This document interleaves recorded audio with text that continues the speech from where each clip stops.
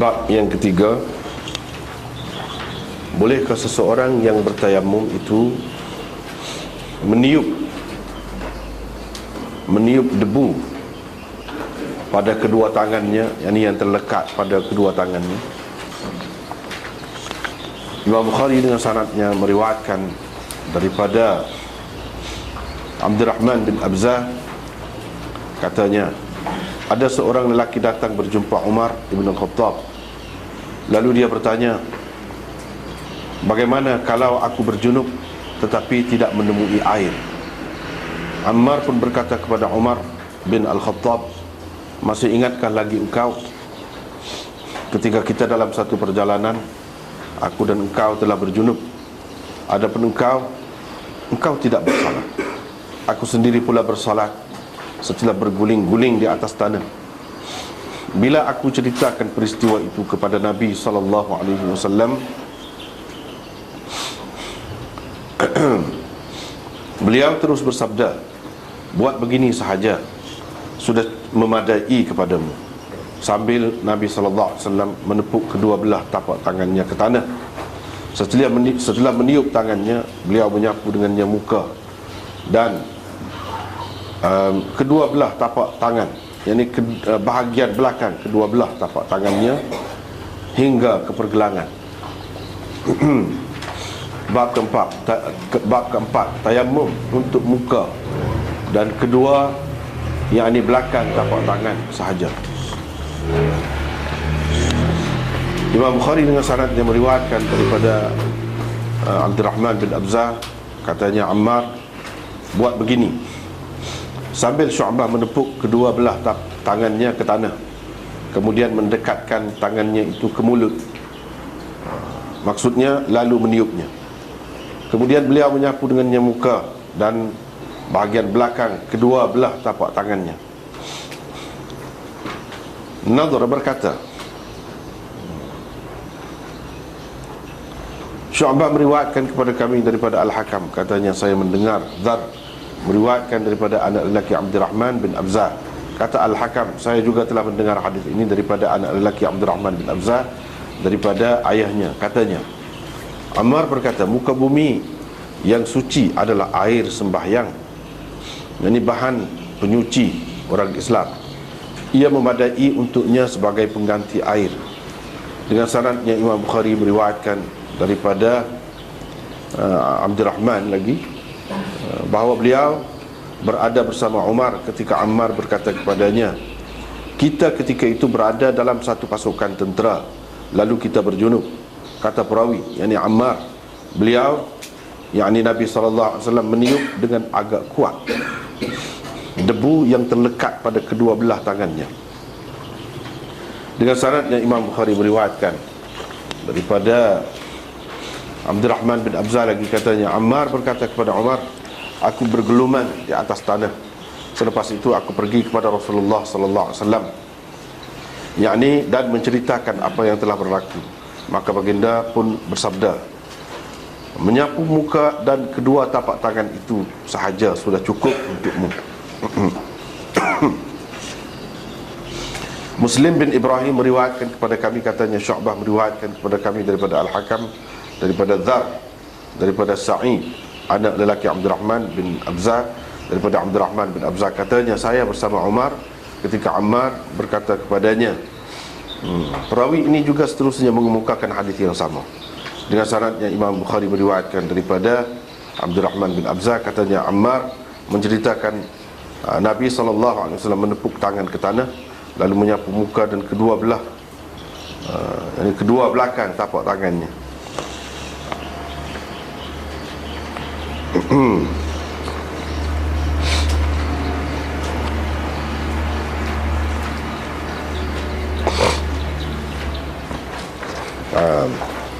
Ini bab baru pula, bab yang ketiga, tentang setelah tepuk tu kan, tepuk tangan ke tanah,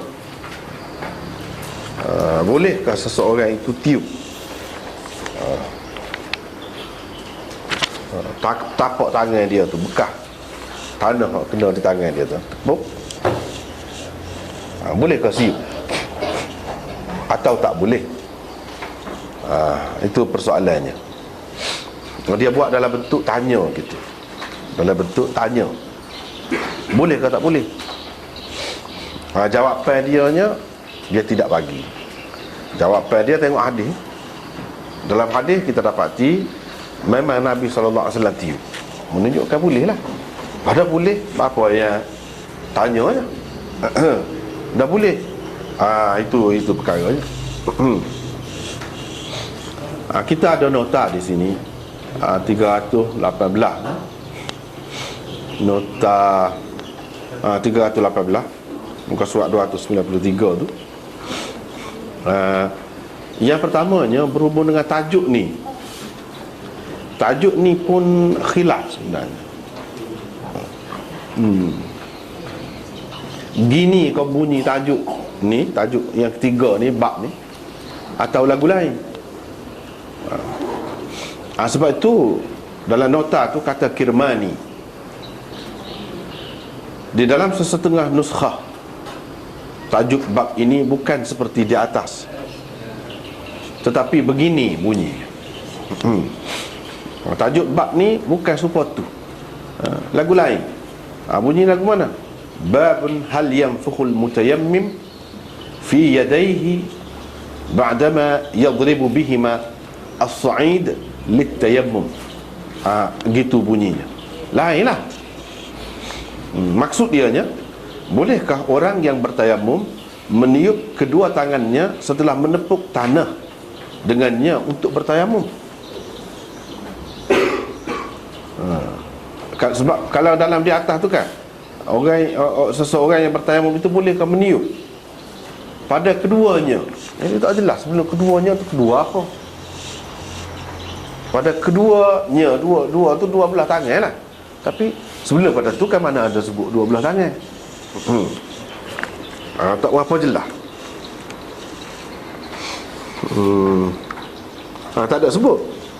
Tapi kalau tajuk dalam nota tu kan, dia lebih terang. Tapi ada juga dah pertanyaan tu, bolehkah orang yang bertayamum meniup kedua tangannya? Bila tiup kedua tangan? Kalau dalam tajuk di atas tak jelas tu bila tiup. Dalam tajuk ni, selepas dia tepuk tangan tu ke tanah, bukan tepuk saja, tepuk untuk tayamum. Tu kan lebih jelas. Tajuk yang tersebut di dalam nota tu. Maknanya dalam Bukhari ni ada dua nuskhah. Di sini dalam satu nuskhah tu gini, supaya tajuk di atas tu lah, mengikut aku banyakkan lah yang tersebar. Tajuk satu lagi supaya ni, dia boleh berbeza. Boleh berbeza. Apa ni, tentang tajuk tu, boleh berbeza. Berkenaan dengan tajuk ni, kalau kita kata, kalau dalam Quran dia serupa dengan surah lah, nama surah. Surah apa ni, surah Fatihah tu saja tu ada berapa namanya? Banyak namanya. Ni pun lagu tu lah, serupa dengan nama surah.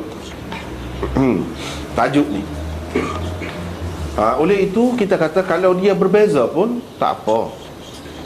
Cuma kita boleh kata tajuk yang di dalam nota tu lebih terang. Lebih terang. Dan apa yang berlaku begini, tajuk ni tak serupa, tajuk ni tak serupa. Padahal kitab tu kitab sama. Sebab dia penyalin. Orang zaman dulu dia tak ada mesin cetak. Kalau nak mengaji tu kat salin daripada orang yang sudah mengaji dengan seseorang tu, guru tu kita kata. Salin. Sedangkan tu guru tu dia berubah pula. Ada ketikanya beberapa tahun kemudian dia tukar sana, tukar sini, tambah. Adalah tokok tambah dia. Orang yang mengaji kemudian dia salin lagu lain. Itu punca jadi ada perbezaan ni. Orang yang mengaji dulu salin lagu lain. Tetapi maksud asas dia tu, maksud asal dia tu tetap ada. Dia nak cerita sini, boleh ke tak boleh? Lepas tu Dah Nabi SAW sendiri tiup, apa tak bolehnya? Sebab itulah kita tengok dalam nota tu, Al-Aini mengatakan tidak kena Bukhari menggunakan kata tanya di dalam bab ini. Dia kritik. Dia kritik. Kerana tentulah boleh. Bukankah Nabi SAW sendiri meniup kedua tangannya setelah menepuk tanah berdebu? Jadi apa perlunya ditanya lagi, bolehkah atau tidak? Itu dia. Itu dia kritik. Dia tidak setuju dengan Bukhari.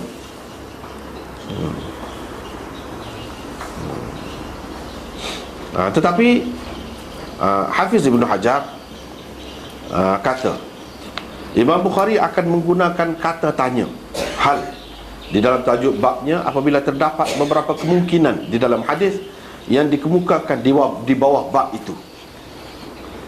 Ia merupakan metod dan kaedah yang selalu dipakai beliau di dalam kitab sahihnya ini.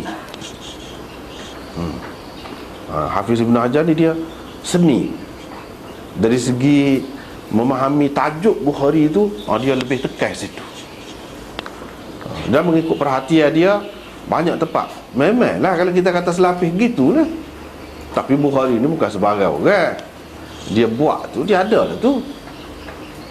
Dia ada kaedah dia sendiri, metod dia sendiri dalam penulisan kitab dia.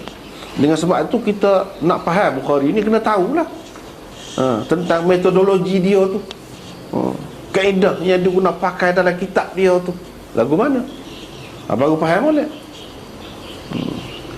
Lepas tu kita kata syarah ni Aini ni tak faham kau. Syarah gitu mau 20 jilid lah tu. 20 jilid syarah dia ni namanya Umdatul Qari. Tapi masing-masing lah bebas kan. Dia tidak setuju. Apa? Tak perlu kata dia. Tapi Hafiz Ibn Hajar kata tak. Imam Bukhari selalu kita kena melera juga kedudukan dia tu. Selalu kalau ada dalam hadis ataupun sesuatu perkara lah yang dikemukakannya tu ada beberapa ihtimalat, orang panggil kemungkinan, mungkin gini, mungkin gini, mungkin gini. Jadi dia akan guna perkataan hal dalam tajuk dia. Dia akan mulakan dengan itu cara dia. Ni nak tahu benda-benda lagu ni kena perhati sungguh lah. Hafiz Ibn Hajar sama-sama bisa, sama-sama hebat kedua tu. Kadang-kadang hak kita duduk perhati kemah hak Aini nak banding dengan Hafiz Ibn Hajar kadang-kadang. Tapi di sini lebih kemah Hafiz Ibn Hajar lagi. Kemungkinan tu apa dia kemungkinan? Ni kemungkinannya antaranya ialah, cuba perhati tengok tu. Satu, boleh jadi Rasulullah SAW meniupnya kerana ada sesuatu yang lain telah melekat di tangannya selain tanah dan debu tanah. Rumput kering kah, jerami kah, atau lain-lain, tak tahulah, tak ada sebut. Cuma kemungkinan tu ada. Mungkin dengan sebab jerami kau lekat, kau rumput kering kau atau apa-apa lah setelah dia tepuk tu, dan itu tidak dikehendaki. Sebab tu dia tiup. Itu yang pertama.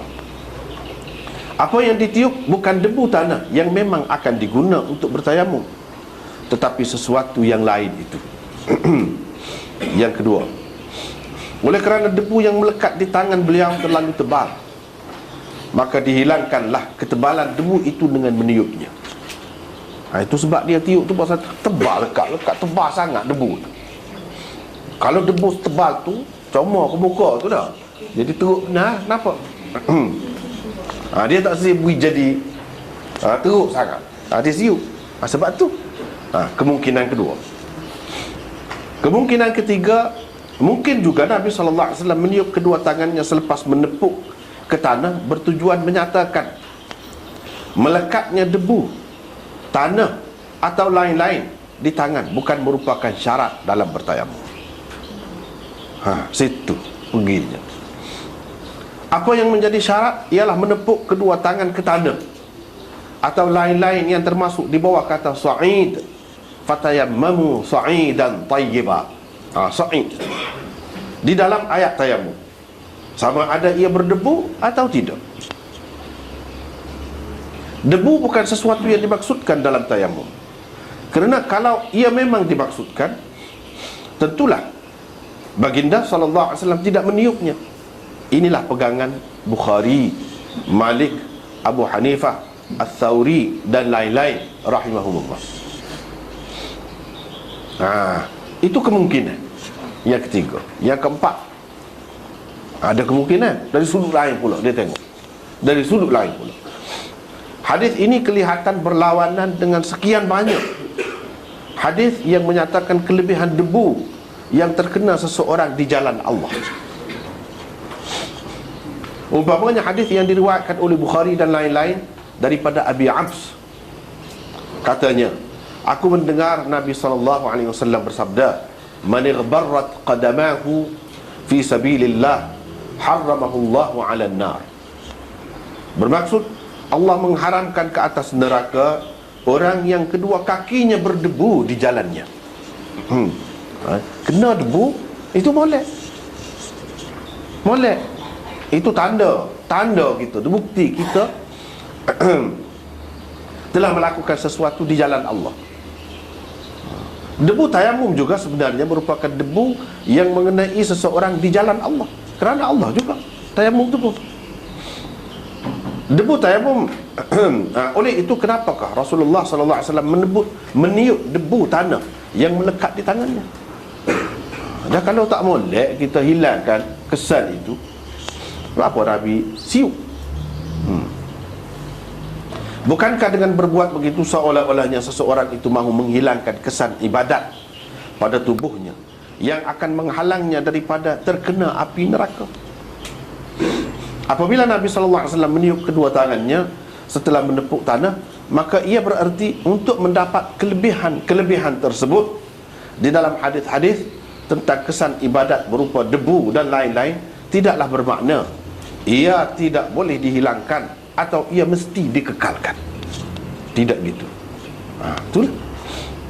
Malah kelebihan-kelebihan itu akan tetap diperolehi seseorang walaupun ia menghilangkannya, sama ada dibasuh, ditiup atau sebagainya. Itu yang keempat. Yang kelima, tayamum adalah pengganti air untuk bersuci. Tak apa dah jadi panjang pula kita baca tu. Sebelum pada tu kita tengoklah soal. Tadi ada Hafiz Ibn Hajar kata ada beberapa kemungkinan di sini. Nabi SAW dalam hadis ni memang dia tepuk tangan, dia tiup. Tapi tiup tu kenapa? Kenapa? Adakah kalau kita kata debu tu memang dikehendaki untuk kena di muka, maka tiup tu tak kena? Tak kena? Tak kena lah. Sebab memang dikehendaki debu tu kena muka. Pada Nabi tiup juga tu. Takut ada benda lain lekat tangan. Waktu tak sih. Waktu tak sih. Dengan sebab itu dia tiup. Jadi bolehkah kalau tidak ada apa-apa benda lain yang melekat selain tanah, memang tidak perlu tiup? Tak bolehlah tiup. Sebab memang dikehendaki debu tu. Tapi bila ada benda lain boleh. Itu keadaannya. Boleh jadi kalau orang faham kata debu tu dikehendaki, seperti Imam Syafi'i misalnya, memang dia kena debu tu penting. Kalau tidak berdebu tak boleh. Tanah pun, tanah lembab misalnya, kita kata basah, tak boleh. Tanah pun dia syarat tanah berdebu. Bermakna bagi dia debu tu dikehendaki. Kalau dikehendaki, pihak lain kata apa dia siup. Macam tidak dikehendaki, dia mengandaikan boleh jadi ada sesuatu yang lain selain debu. Selain debu tu ada sesuatu yang lain. Kenapa dia sesuatu yang lain? Boleh jadi jerami ke, apa-apalah, rupuk kering ke. Kau tu tak nak kena muka tu jadi teruk, nampak? Kau naknya, maksud asal tu iaitu debu. Tapi siuk bukan nak hilangkan debu, nak hilangkan benda lain. Boleh jadi dia kata, tapi tak ada terang. Tak ada dalam hadis mana-mana pun Nabi tiup tu sebab ada benda berapa. Tak ada. Itu ijtihad, fikiran ulama. Bila dia tengok, apa sebab? Apa? Ada beberapa di situ. Yang kedua, Kerana tebal sangat boleh jadi tebal sangat. Debu, seperti kita kata debu di kapet, lekat di kapet, sudah cukup dah. Itu kalau kita comor di muka tidak akan nampak ketara. Kalau debu tu melekat dengan banyak di tangan, tebal, memang lah, nampak lah. Sebab bedak lah kita kata, bedak tu kalau tebal sangat memang nampak. Tapi kalau atas gebat dia sudah mencukupi, dah sudah memadai dah. Bermakna debu yang dikehendaki bukan perlu tebal. Oleh kerana tangan dia tu tebal lekatnya, sebab dia tiup nak menghilangkan ketebalannya. Debu tu tetap dikehendaki. Dalam keadaan itu boleh tiup. Tapi kalau debu tu sudah sikit dah, kita tiup sampai hilang, tak sah. Tak sah gitu. Boleh jadi, kan? Ada kemungkinan itu kan, Nabi tiup sana. Tapi golongan yang ketiga, termasuk Imam Bukhari, ada orang-orang yang sependapat dengannya seperti yang kita sebut saat ni. Dia kata, tak, sebenarnya maksud Nabi tiup tu isyarat kepada tidak diperlukan debu. Kalau debu tu tak ada langsung pun tak apa. Yang perlu dalam tayamum ialah tepuk. Kebetulan Nabi duduk situ, tanah berdebu, dia tepuk tu. Debu. Tapi debu tidak dimaksudkan. Yang dimaksudkan, yang dikehendaki dalam tayamum ialah tepuk atas tanah, atau apa yang dinamakan sa'i.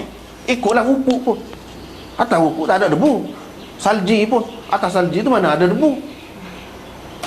Tapi yang dikehendak tepuk. Tak boleh tayamum ni sapu muka gitu selalu kan. Kena tepuk tanah dulu, kena tepuk atas sa'i dulu. Buktinya kata Nabi siup. Itu tidak dikehendaki. Maksudnya debu tu bukan dikehendaki. Yang dikehendaki di sini, sebab dia buat ni kan, bagi kita orang Islam ni, perbuatan Nabi ni sunnah, gapo pun ada maksud. Dalam memahami maksud tu lah, berbeza-beza pendapat. Orang ni faham gini, orang ni faham gini. Sebab kalau kita ambil kira sa'id itu muka bumi, tidak khusus dengan tanah yang berdebu, tentu sekali tidak ada debu di situ. Bermakna tanah untuk tayamum ni tidak menghendaki debu. Situ sudah jelas dah menunjukkan bahawa dalam tayamum ini debu tu bukan dikehendaki, bukan dimaksudkan.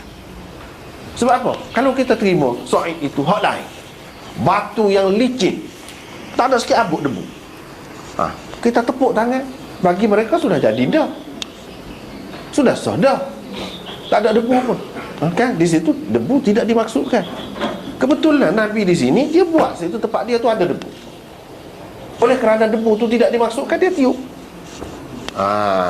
Dia ambil, dia pergi kutu. Dia pergi kutu. Sebab dia pegang pada sa'id itu, asal dalam Quran. Itu tidak khusus dengan debu, tanah berdebu, tidak, muka pun. Kebetulan Nabi tepuk tu tanah yang berdebu. Dia tiup lah. Sebab itu tidak dimaksudkan. Ini Imam Bukhari faham gitu. Jadi dia kata, bolehkah orang yang bertayamum itu meniup debu yang melekat di tangan dia tu sebelum dia sapu ke muka? Dia nak kata boleh lah. Sebab apa boleh? Sebab debu itu tidak dimaksudkan. Yang dimaksudkan ialah tepuk tangan ke tanah, ke atas sa'id itu yang dimaksudkan. Dia nak ayat tu ni, dia bukan tanya saja, dia nak ayat pendapat dia. Boleh ke? Dia nak ayat boleh lah. Tapi boleh tu sebab apa? Bukan sebab lekat gambar-gambar tangan dah, bukan sebab tebal sangat kau nak hilangkan ketebalan tu. Tidak. Sebabnya ialah kerana debu tu tidak dikehendaki. Debu tu tidak dikehendaki. Dan tidak disuruh dalam agama ni. Kalau dia tengok banyak perkara agama ni tidak membenarkan kalau kita jadi hudud muka kita. Kita buat sampai jadi hudud muka kita, dia tak benarkan. Dia panggil muslah lagu tu. Ikutlah dalam bentuk macam mana sekalipun. Supaya kita kata orang Afrika kan, dia calak muka dia ni, dia buat tanda jalur gitu, alik ni 3, alik ni 2, kau ikutlah. Kononnya hatu takut, makhluk halus tu lari. Itu tak boleh. Muslah orang panggil, menghuduhkan rupa apa cara sekalipun tak boleh. Sebab itu Imam Malik kata kalau debu ni dia bodoh muka, cemar muka, nampak apa lagu ni dah. Kalau cuma bedak bangun sedap tu pelik nampak. Kalau tebal nampak. Dia kata mutlah. Sebab itu Imam Malik kata tak boleh cukur misal. Kalau orang lelaki mutlak, kata dia. Mutlak ni membodohkan rupa. Apa kata dia cukur misal? Dari satu segi Imam Abu Hanifah kata molek. Tak apalah, kita nak raya dia pendapat dia. Dia tak beri. Dia kata cukur misal jadi wuduk orang lelaki ni. Hak mana ada misal tu lah. Jadi wuduk itu mutlak, kata dia. Imam Ibn Taymiyah mengatakan cukur kepala tak boleh, mutlak, kata dia. Apa? Wuduk rupa. Wuduk jadi rupa. Dia pergi ke situ kaedah. Hak ni pun lagu tu juga. Dia bukan sepah air ni. Kalau air tak apalah, bersih air tu, cuci, kita tak kesak pun. Setara air dulu kita sudah bincang buat air semaya dulu. Ada Nabi guna kain tuala. Walaupun itu khilaf, dulu kita sudah bincang dah tu. Ada yang kata Nabi tak sih, ada yang kata Nabi ambil. Tak apalah, kita terima hak kata ambil kain tuala. Dan kalau lah dia ni biasa maklum dah tak guna kain tuala, bini dia tu hola wak kau dia. Dia tahu dah tu Nabi guna juga. Sebab tu dia hola tu lepas mandi ke apa, Nabi pun kesak. Setara air tu yang memang tidak mengotorkan, dia kesak. Jadi tak boleh kita kata atas alasan ini kesan ibadat. Sepatutnya kita kena kekalkan. Kena kekal. Kan pun nak basah habis baju. Nah, pas musim sejuk pula. Sejuk.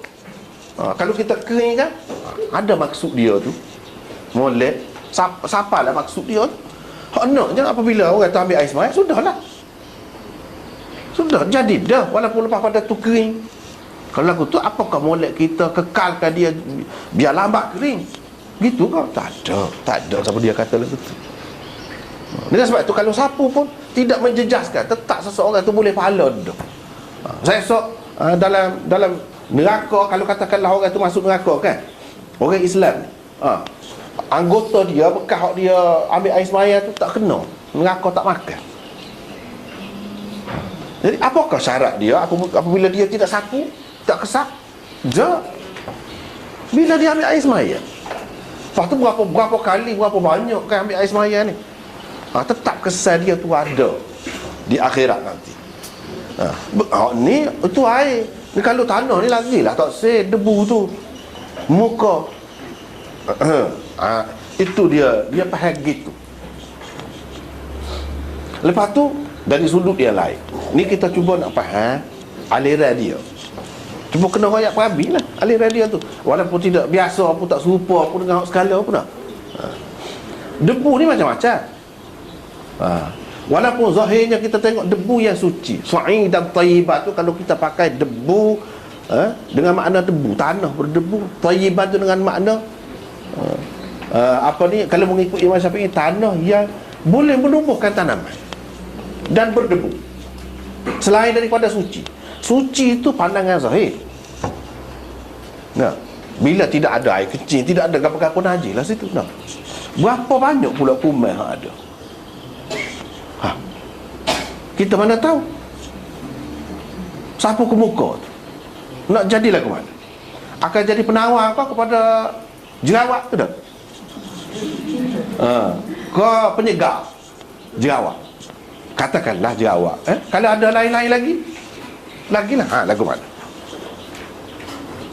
Kemungkinan tu ada. Kok suci tu dari segi sahih suci dah kita kata. Tapi benda tu kan, benda tu memang ada bahaya dia, terdedah kepada banyak kemungkinan. Itu dia, terdedah kepada banyak kemungkinan. Kemungkinan apa? Kemungkinan sadilah kumai-kumai apa tu pergi ke muka, tak kena raya mata, kena, dan lain-lain lagi lah muka. Dengan sebab itu adalah, kalau kata nak guna tanah pun janganlah tebal sangat. Itu maksudnya Nabi siup, sekadar dapat maksud asal dia. Bahkan kalau nak kira hak lebih molek dari segi keselamatan tadi, tak usah guna hak lagu tu, guna su'id yang lain. Dia nak pergi situ. Sebab dia pendapat Imam Bukhari sahih dan thayyiban muka bumi, tidak semestinya tanah berdebu. Kita boleh lari, boleh mengelakkan diri daripada mendedahkan diri kita, muka kita kepada bahaya. Itu jadi muslah yang lain pula. Muslah yang lain pula. Cemar muka tu satu dah muslah. Lepas tu kalau lekat paruk ke apa lagi semula, lambat sembuh ke, muslah yang lain pula. Kerana kita sendiri. Kadang kita faham sempit. Tapi kalau kita faham dengan cara luar, nampak? Itu benda. Sebab itulah alasannya, dulu kita sudah bicara kan, orang perempuan khitan, orang perempuan bersunat lah, orang kata orang perempuan wajib ke tidak? Kenapa ramai ulama yang tidak terima, tak saya terima? Antara kesah dia takutnya jangkit tak, jangkit tak kuman, penyakit ke apa, tak ada pasal benda tu. Apa sebab? Dulu kita sudah bicara. Apa tujuan buat? Apa salah satu maksud, salah satu alasan orang yang kata tak boleh tu, dia kata mendedahkan kepada bahaya. Dalam keadaan benda tu bukan sesuatu yang wajib pun, baik tak sah. Kalau nak kata dia kuat nafsu, nak suruh kurang nafsu, kita tahu mana budak tu kuat atau tidak. Takut dia lemah dah. Dengan kita buat gitu, lari langsung tak ada. Mana tahu? Ada dalam keadaan kemungkinan banyak lagu tu tak sah. Hak tu senang. Tak ada bukti yang jelas kata dengan sebab tak sunat tu jadi kuat nafsu perempuan. Kalau kuat apa apanya? Kalau suami dia kuat pun sudah molek. Jadi itu tak boleh tu, tak boleh pegang, tak boleh buat. Landasan hukum tak boleh. Serupa juga di sini. Serupa juga di sini. Jadi bagi Imam Bukhari, debu bukan syarat. Nabi SAW tepuk, lepas tu dia siuk tu, siuk kita panggil orang Kelantan siuk, tiup. Dia tiup tu sebagai isyarat kepada debu itu bukan syarat untuk tayar. Tu bendanya, poinnya. Pergi situ lah. Bila begitu, bila bukan syarat, tepuklah datang apa ni, batu ke, atas rupuk ke, atas salji mana ada apa ni, debu atas salji ke, di mana kita mudah. Dulu kita sudah bicara, kemudian ni akan ada orang Islam ni tak using pergi mana-mana pun. Sebab apa? Kalau masuk waktu sembahyang, tempat sembahyang dia di situlah tempat dia pergi. Bahan untuk dia bersuci pun di situ juga ada. Nabi SAW mengisyaratkan kepada Sa'id itulah. Kalau duduk atas puncak gunung salji, nak pergi cari debu turun bawah ni tau, bukan main susah. Situlah tepuk atas salji. Kalau salji mana ada debu? Tak ada. Itulah tidak syarat. Kalau kita letakkan syarat debu, akan menyusahkan. Sedangkan tayamum ini untuk kemudahan, nak beri kemudahan. Kata mudah, tak kau payah. Itu bercanggah dengan prinsip dia. Prinsip nak bagi kemudahan. Dah belah-belah nak bagi mudah, ya mudah lah. Ni kau jadi susah. Itu maksud Imam Bukhari buat tajuk ni. Kita nampak dah, hak satu pihak ini kata tak kena Imam Bukhari buat ni lagu ni. Bapanya dah bukan Nabi siuk, boleh lah. Apa yang kata boleh kahnya? Tapi tidak. Di sebalik tu cepat hati. Betapa halus maksud dia, kehendak dia. Itu yang keempat tadi termasuk dah. Dalam hadis sebut siapa-siapa yang kaki dia berdebu di jalan Allah, pergi berjihad lah. Allah haramkan dia tu kepada neraka. Ni pun kalau muka tu kerana Allah juga, kira-kiranya Allah haramkan kepada neraka. Dengan sebab itu molek tak sesapu lah kira-kira. Apalagi ada lagi hadis yang lain, Nabi SAW semaya subuh, dia sujud tu di atas tanah, ia berair. Lepas pada lepas semaya tu ada lekat di sini, kesan dia tidak sapu. Ini dalil-dalil bagi orang yang mengatakan tak apa, memang dikehendaki debu tu, tanda tu, bekas tu. Tetapi Imam Bukhari kata tak, kalau sapu, kalau dia sapu tak boleh kau, tak dapat kau kelebihan tadi, tak kena api dengan kau, tak dapat kau. Dapat sepatutnya, dapat sepatutnya. Hak ni hadis-hadis yang seumpama dia nak cerita orang yang terlibat dengan jihad itu. Sama ada berdebu, kau tidak kena debu kau, Haram masuk neraka. Jadi mesti syarat kena debu kah? Kalau tempat tidak berdebu, maksud dia sini orang yang pergi berdiam, betul lah, ada debu ke tak ada debu, tak cara lah. Maksud sini tayamum, tak cara lah berdebu muka kau tidak berdebu kah, asalkan dia tayamum, dia jaga sembahyang dia, dia ingat sembahyang dia, tak ada air sembahyang untuk nak buat ambil air sembahyang pun dia tak tinggal sembahyang. Oleh kerana Nabi ajar, Allah SWT ajar, suruh tayamum, dia tayamum kerana tu, bukan kerana debu tu. Tu dia faham pergi ke dalam maksud hadis tu, bukan syarat debu.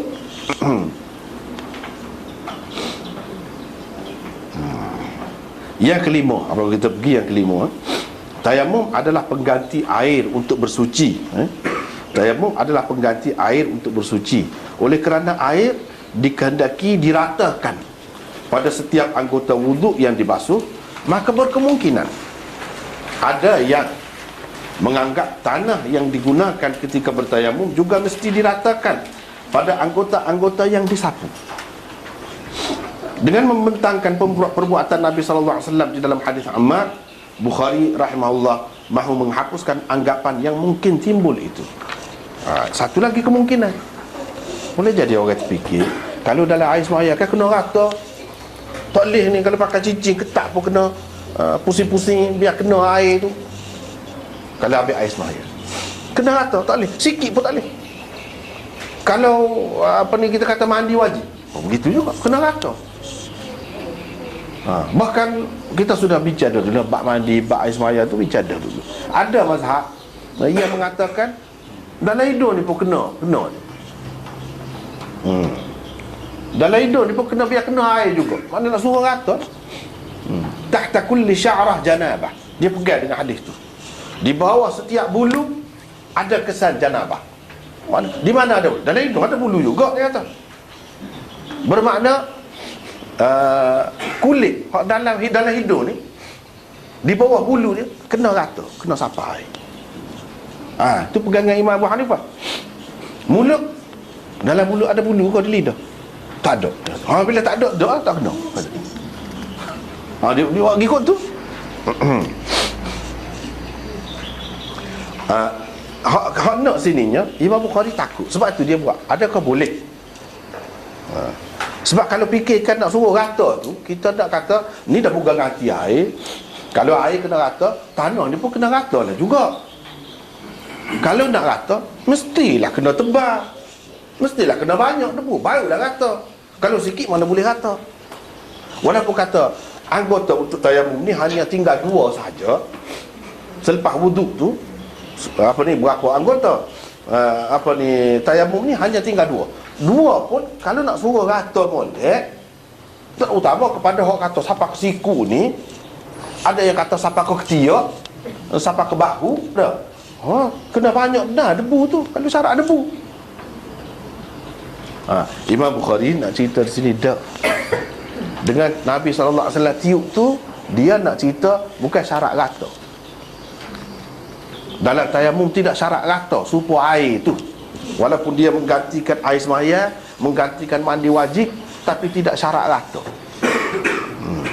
Dia pilih anggota tu paling sedikit dah. Nak suruh ringan, alah ringan. Jangan kita cari kau berat, kau susah.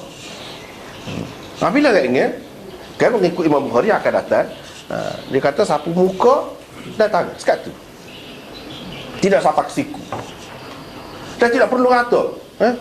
Kena molek dah ni. Kalau air ni, muka ni kena ni, dalam kawasan muka ni, dalam kawasan orang panggil muka ni. Lepas tu rambut kalau ada celah sini dalam kawasan muka kena rata. Kalau air, adakah bila kita bertayamum kena jaga sampai begitu? Dah, dia nak rakyat cerita. Kita tahu mana tidak? Nabi tiup situ lah. Situ je pegangan Nabi tiup. Bila tiup, dia akan jadi nipis. Sama ada kita kata tebal ke tadi, atau apa-apa dia tiup, dia telah tiup. Bila tiup jadi nipis. Bila nipis, kemungkinan untuk jadi rata tu sangat sedikit, tak ada. Apalagi kalau kita kata Sa'id dan Tayyiban tu tidak tanah yang berdebu pun, mana nak ada rata gapo aja, tak ada kesan pun, tak ada kesan. Bila kita bertayamum sapu muka tu tidak kata mesti kena gonyok kau, biar kata sapu mana-mana bahagian yang tak kena. Tidak lagu tu. Sapu sekali lagi. Sudah. Tidak kata sapu ke bawah naik ke atas pula, pusing-pusing. Tidak. Hak tu dia nak ayat. Takut-takut kita faham, supaya air juga kena rata. Dia faham mana? Ni ulama-ulama dia faham situ lah. Nabi tiup situ. Bermakna dia tidak menghendaki debu tu rata pada anggota wudu. Tu je poin dia.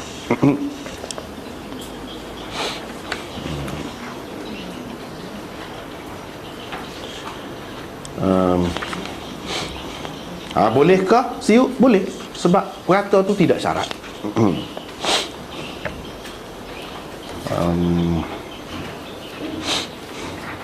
Lepas tu hadis ni hadis Ammar.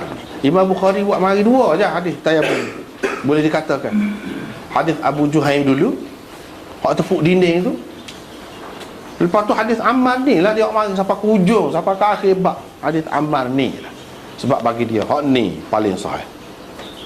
Hak lain tak boleh. Tak boleh, tak kemah. Tak apalah. Hadis tu kita sudah baca dah tadi terjemahannya. Ammar kata kita berjunub, mu tak semaya. Dia kata kepada Sayyidina Umar. Sebab apa? Sayyidina Umar nak semaya lah ke mana? Air tak ada. Dah tayamum untuk mengangkat hadas besar tak boleh. Dia tak semaya. Patut tak semaya lah ke mana? Kena qadha kah? Baru ni kita sudah ada dah bicara juga. Ini dia tidak semaya. Ammar pula dia tahu tayamum kalau tak ada air kena tayamum. Tahu dah. Tapi tayamum untuk junub tak jelas. Tayamum untuk mengangkat hadas kecil dia tahu dah. Tayamum untuk junub dia tak jelas lagi pada masa tu. Sebelum pada ni kita sudah jumpa dah kan. Selepas tu barulah tu ayat tayamumnya, barulah jelas. Yakni untuk mengangkat hadas besar pun lagu tu juga serupa dengan ganti wuduk tu juga. Sapu muka dengan tangan saja.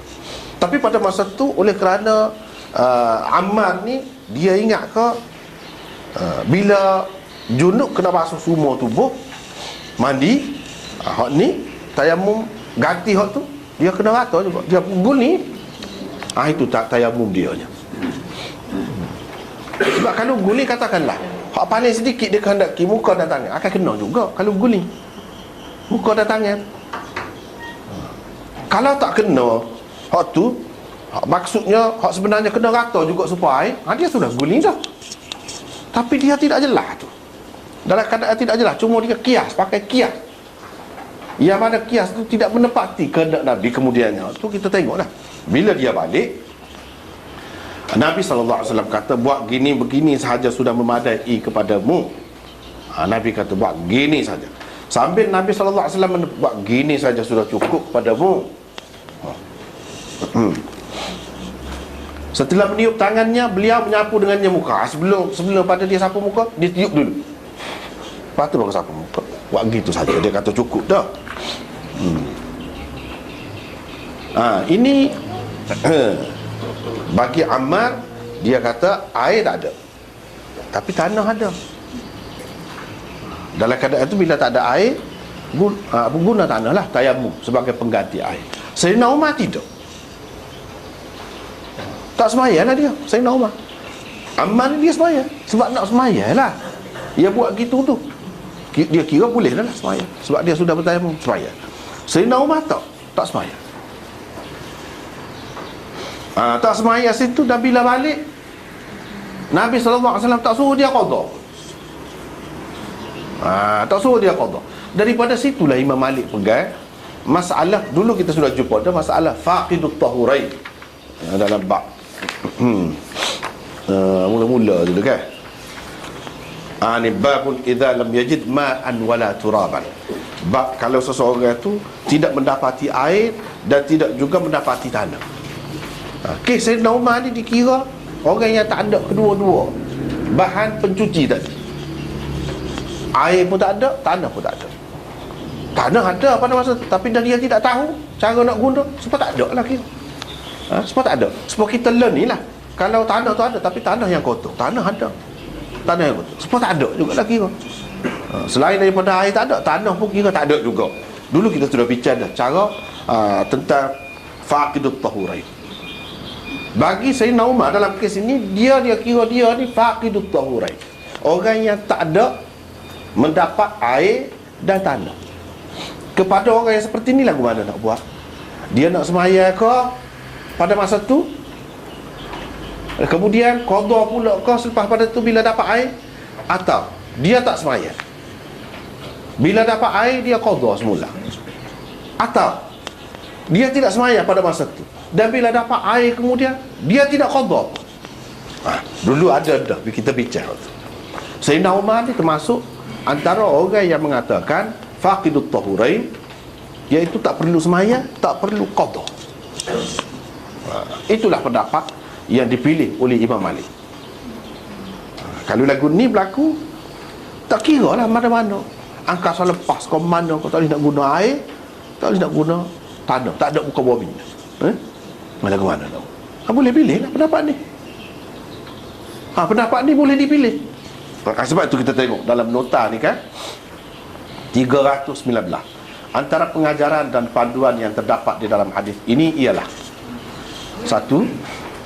Sayyidina Umar berpendapat orang berjunub tidak boleh bertayamum dalam keadaan ketiadaan air. Ini pendapat dia bukan dalam peristiwa ni saja, lepas tu pun dia gitu semacam. Dikira supaya orang yang tak ada kedua-duanya. Tak ada air dan juga tak ada tanah. Kerana ketiadaan air dan tidak boleh bertayamum, bagi Umar, orang seperti itu termasuk dalam golongan orang-orang yang tidak mempunyai kedua-dua bahan pencuci. Bagi Sayyidina Umar, orang yang tak ada air dan tanah walaupun ada, tanah suci ke apa, tapi bagi dia tak boleh untuk menghilangkan, mengangkat hadas besar tak boleh. Hadas kecil boleh. Kalau tanah nak tayamum untuk mengangkat hadas kecil, untuk sebagai ganti wudu, itu boleh. Tapi kalau nak ganti mandi wajib, tak boleh. Sayyidina Umar kata tak boleh. Bagi beliau, faqidut tahurain tidak boleh bersembahyang, kerana Nabi SAW telah bersabda, sembahyang tidak diterima tanpa bersuci, yang ini terlebih dahulu. La yaqbalullahu salatan bighairi tuhurin.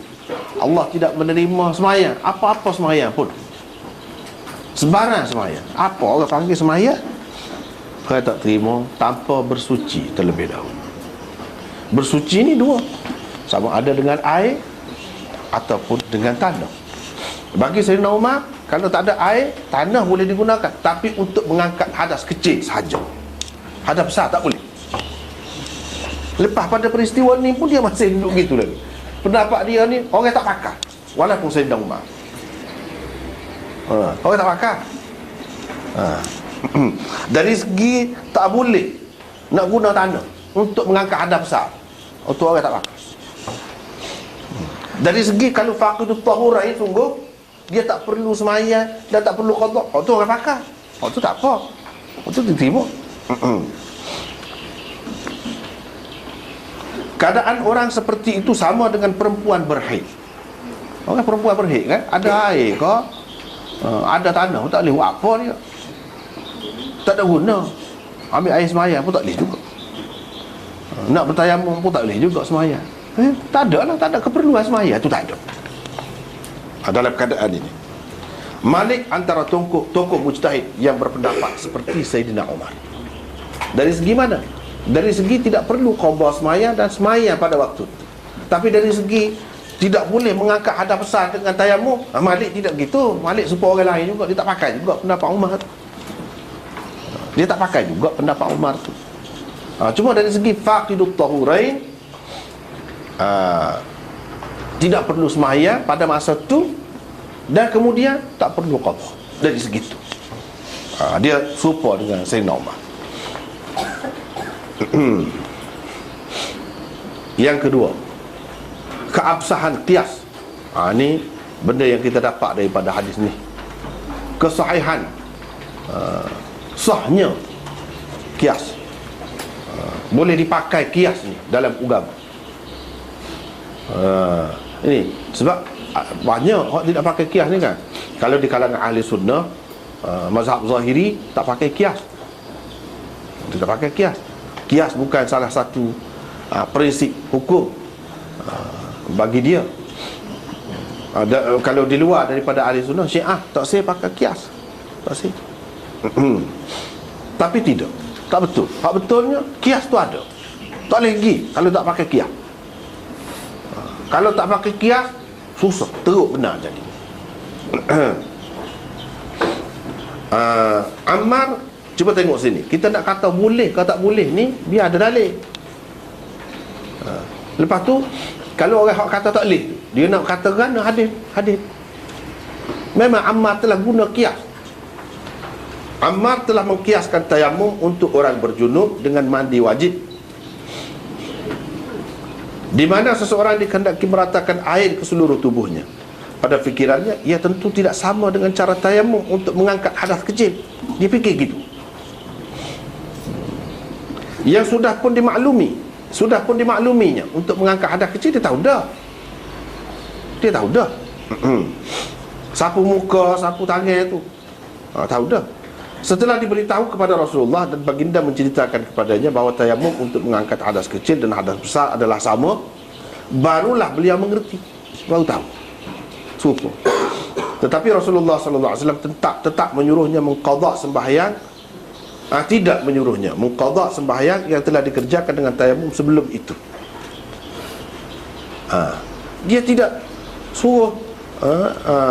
suruh Ammar tu qadha sembahyang sebelum itu. Bermakna kias dia tu dipakai. Dia kias, aku tahu dah, kalau tak ada air sembahyang, tak ada air, boleh tayamum. Dan tayamum tu muka dan tangan ada dah. Ayat tayamum dulu kita sudah bincang dah. Ayat tayamum ni kan ada dua. Ayat tayamum surah An-Nisa tu sudah ada dah, sudah turun dah.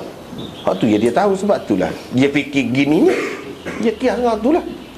Kalau mandi, kira-kiranya kalau mandi kena rata tu pun. Tayamum ni pun kena rata jugalah. Kira-kiranya hak dia kias tu salah. Tak tepat, tak betul. Salah. Walaupun salah, Nabi SAW tidak suruh dia qadha semula sembahyang. Kalau nak kira dia salah, Nabi SAW kira sah. Kalau tak sah, Nabi SAW sepatut kena royak. Cuma dimaafkan kepada kamu kali ni, kamu tidak kena qadha, tapi semula kena qadha. Dia kena royak.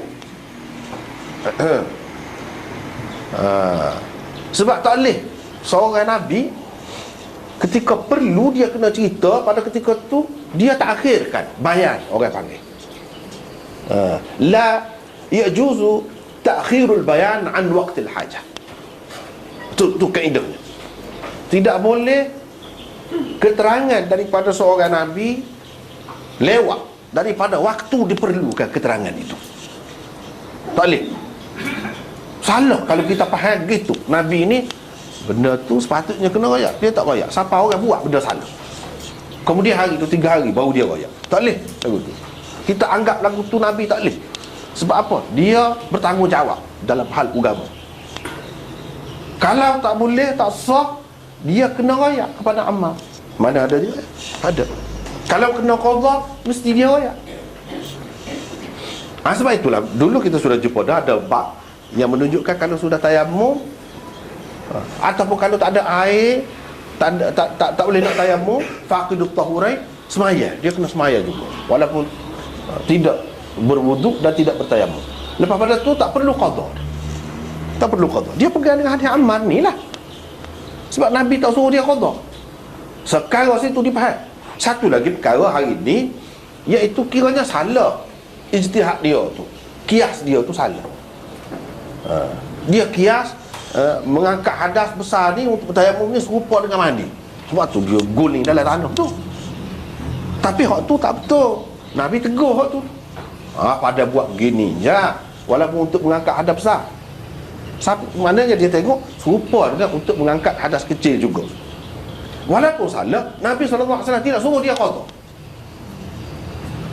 Bermakna seseorang tu kalau dia berijtihad, dia salah, diterima, Tuhan terima.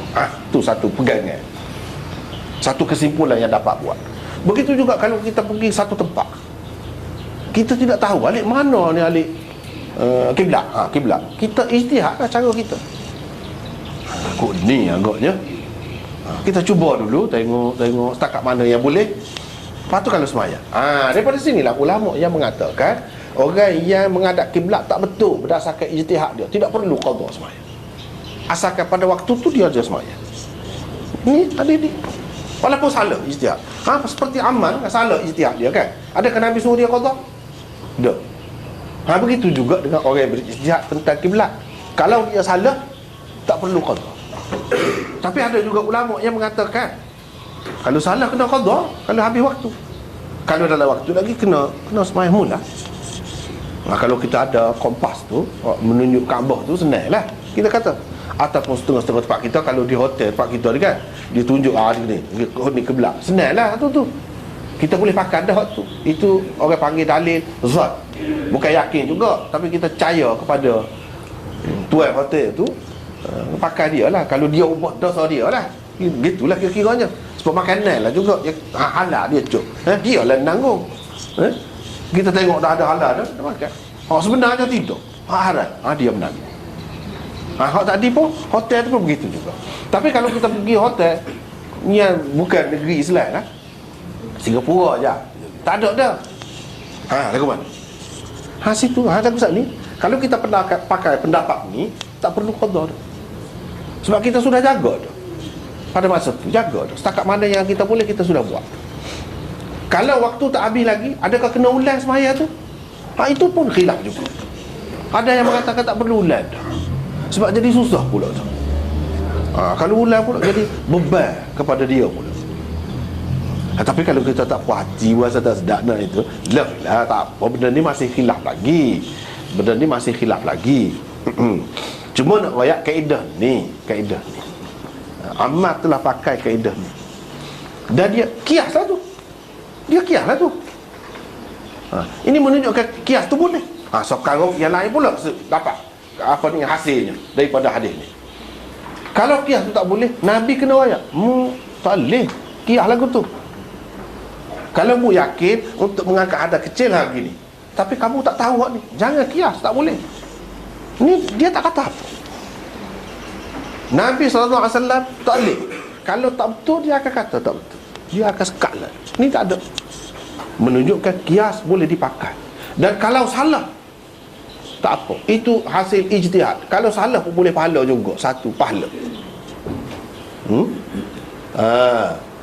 Man ijtahada fa asaba falahu ajran. Wa in akhta'a falahu ajrun wahid. Siapa-siapa berijtihad, dia kena tepat, boleh 2 pahala. Tak kena, boleh 1 pahala, tidak dosa. Ini menunjukkan Islam ni dia suruh guna fikiran. Guna kias ni makna guna fikiran. Tapi guna fikiran pun jangan tidak ada asas langsung. Dia ada asas ni, dia sudah tahu dah tayamum gini tepuk tangan, ada dah asas tu. Tu dalam Quran tu ada. Bukan kata kias ni guna fikiran ikut serot. Tak, tidak lagu tu. Sebab tu dia ada kaedah dia. Kias ni dia ada maqis, ada maqis alaih. Maqis alaih dia tu hak kita nak guna buat paduan, dia kena Quran dan sunnah. Sekarang ni sudah ada. Tu orang panggil kiasnya. Kalau pendapat saja, orang tidak panggil kias. Dia ada kaedah dia. Kias tak apa. Sebab apa? Kuat tu alasan tu apabila ada dalam Quran contoh dia. Sebab itu Nabi tak kata. Ini menunjukkan adanya kias. Orang yang mengatakan tak ada kias, dia tak katakan. Dia nak katakan Nabi tak tegur. Tak kena lah. Sebab tu kuat bagi ulama yang mengatakan adanya kias. Termasuk Imam Bukhari sendiri pun terima kias. Terima.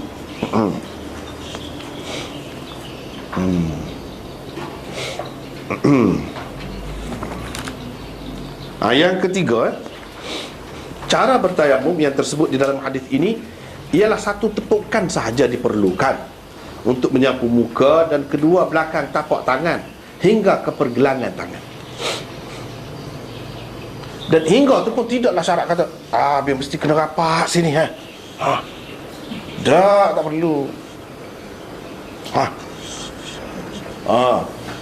Jangan lebih ataupun jangan kurang. Sepuluh nak buat, sepuluh ambil air sembahyang. Tidak gitu. Maksudnya yang ditunjuk oleh Nabi tapak tangan. Tapak tangan sekat mana? Ni lah. Tu. Kalau salah lebih, kurang sikit pun mungkin tidak syarat rata kan? Tak apa dah.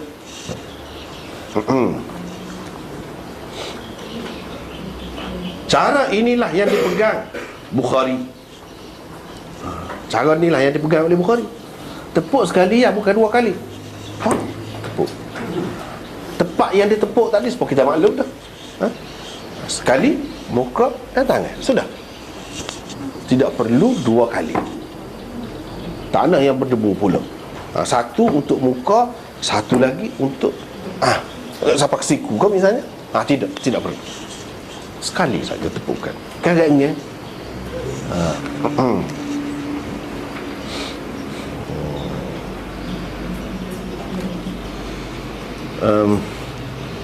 tokoh-tokoh lain yang sependapat dengan beliau dalam perkara ini ialah Atha. Bukan dia seorang. Kita semua sebut lagu ni. Sebab apa? Takut-takut orang kata ini seorang dia ni ganjil ni. Kalau seorang Imam Bukhari pun dia bukan calon-calon orang. Kalau kita kata dia seorang, ni kan pula ramai ni. Atha, Sya'bi, Ahmad, Ishaq, Daud Zahiri, At-Tabari, Al-Auza'i dalam salah satu pendapatnya yang masyhur. Mengikut para ulama hadis, itulah cara bertayamum yang terdapat di dalam hadis paling sahih. Dan itulah juga cara bertayamum yang paling sahih dan teguh, kukuh diriwayatkan daripada Ammar. Ada banyak riwayat daripada Ammar. Ada sampai lengan ni ada, sampai siku pun ada, sampai ketiak ada. Tapi semua tidak sahih. Yang sahihnya hak ni. Kalau riwayat daripada Ammar, hak ni. Dia sendiri pun lepas pada Nabi tak ada. Orang tanya dia ayat lagu ni. Dia lagu ni. Tidak lagu lain. Lagu ni. Hak tu paling kuat. Dalam bab ni, kalau nak kira dari sudut hadis, paling kuat hak ni. Tak ada orang lain. Lepas tu orang ada pakar hak lain juga. Ikut dia lah pakar pun. Tapi kalau nak kira hak paling kuat, ni. Ulama-ulama semua kata lagu tu. Semua kata. Hafiz Ibn Hajar tu Syafi'i. Hafiz Ibn Hajar, dia kata lagu ni. Walaupun dia tak orang Syafi'i, memanglah sampai ke siku tak boleh. Kalau tidak sampai ke siku, kena dua tepukan. Tak boleh, sah tak sah. Sampai setengah tu. Tapi Hafiz Ibn Hajar kata paling kuat hak ni. Paling kuat hak ni.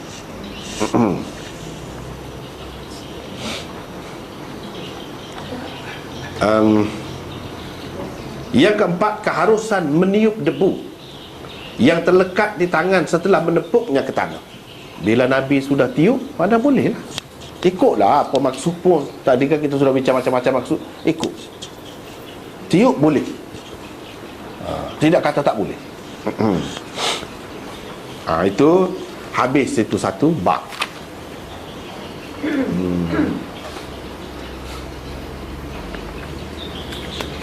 Lepas tu kita masuk kepada bab yang keempat pula. Yang kedua lah untuk hari ni.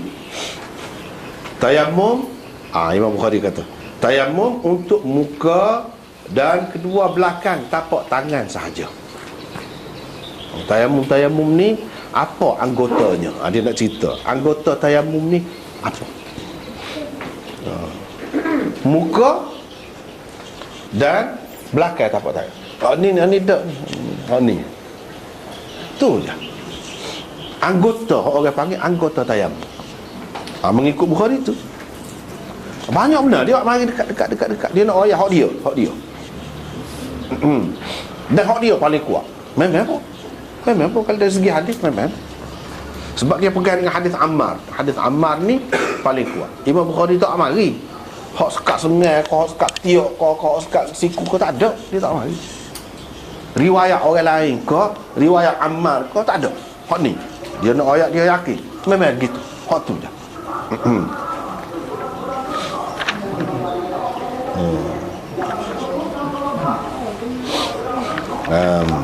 Lepas tu hadis-hadis yang kita baca tadilah. Oleh kerana hak ni pun ada kaitan juga dengan bab sebelum pada ni. Cuba kita perhati di sini. Nota 320. Oleh kerana Imam Bukhari berpendapat apa yang perlu disapu dalam bertayamum ialah muka dan kedua belakang tapak tangan sahaja. Hingga ke pergelangan tangan sahaja, maka beliau mengadakan bab ini secara khusus. Tidak ada satu pun hadis yang menyebutkan sapu tangan hingga ke siku dikemukakan beliau, sama ada di dalam bab ini atau bab-bab lain di dalam kitab tayamum yang sedang kita bicarakan ini. Meskipun ada juga antaranya yang sahih menurut pandangan orang-orang lain. Meskipun ada juga yang sahih menurut pandangan orang-orang lain. Apa kita kata gitu? Sebab dalam masalah hukum ni dia kena hadis sahih, sekurang-kurangnya hasan. Takkanlah ulama besar Imam Abu Hanifah, Imam Syafi'i, dia kata siapa kesiku tu dhaif belaka, tak ada hadis sahih serabut hasan, kau sekurang-kurangnya. Takkanlah lagu tu. Dia reti nak hukum ni, masalah hukum tak boleh dhaif. Sebab tu kita kata bagi dia ada, tapi bagi Imam Bukhari tak sahih. Sebab tu dia tak sahih. Tu tak sahih. Tapi bagi orang lain dia kata sahih, dia terima sebagai sahih. Tu dia pakai tu. Tetapi hak ni hadis Ammar ni siapa dia pertikaian? Tak ada orang pertikaian. Hadis lain Bukhari orang tu orang ni pertikaian kata, dia kata tidak sahih.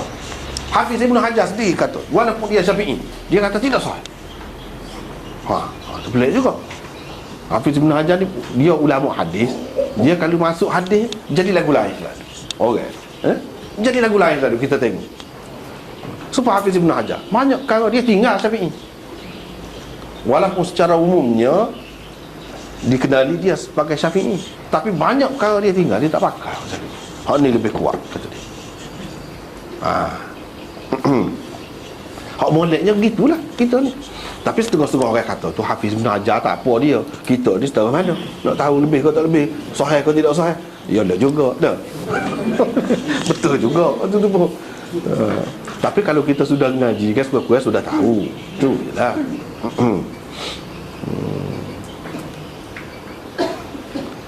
Justru hadis berkenaan dengan tayamum yang menepati syarat beliau hanyalah hadis Ammar yang dengan jelas menyebutkan Nabi SAW bersabda, menyapu muka dan kedua tapak tangan itu sahaja sudah cukup untukmu.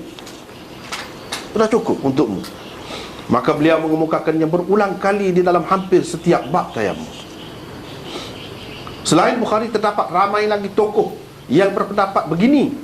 Antara mereka ialah Ali bin Abi Talib. Ni kata lagu ni serupa dengan Imam Bukhari ni. Ali bin Abi Talib, Sa'id bin Musayyab, Atha, Sya'bi, tak disebut dah tapi tidak detail. Hak ni lebih detail. Ahmad, Ishaq, Daud Zahiri, At-Tabari, Al-Auza'i, Ibn al-Munzir dan Ibn Khuzaimah.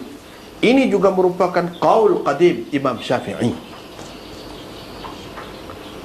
Berdasarkan riwayat Abu Thawr dan lain-lain. Di dalam Syarah Muhadzab ni namanya Al-Majmu', yang terkenal tu. Imam Nawawi menulis, pendapat Syafi'i ini walaupun marjuh tetapi dalilnya kuat. Hak qaul qadim sini, hak serupa dengan Imam Bukhari.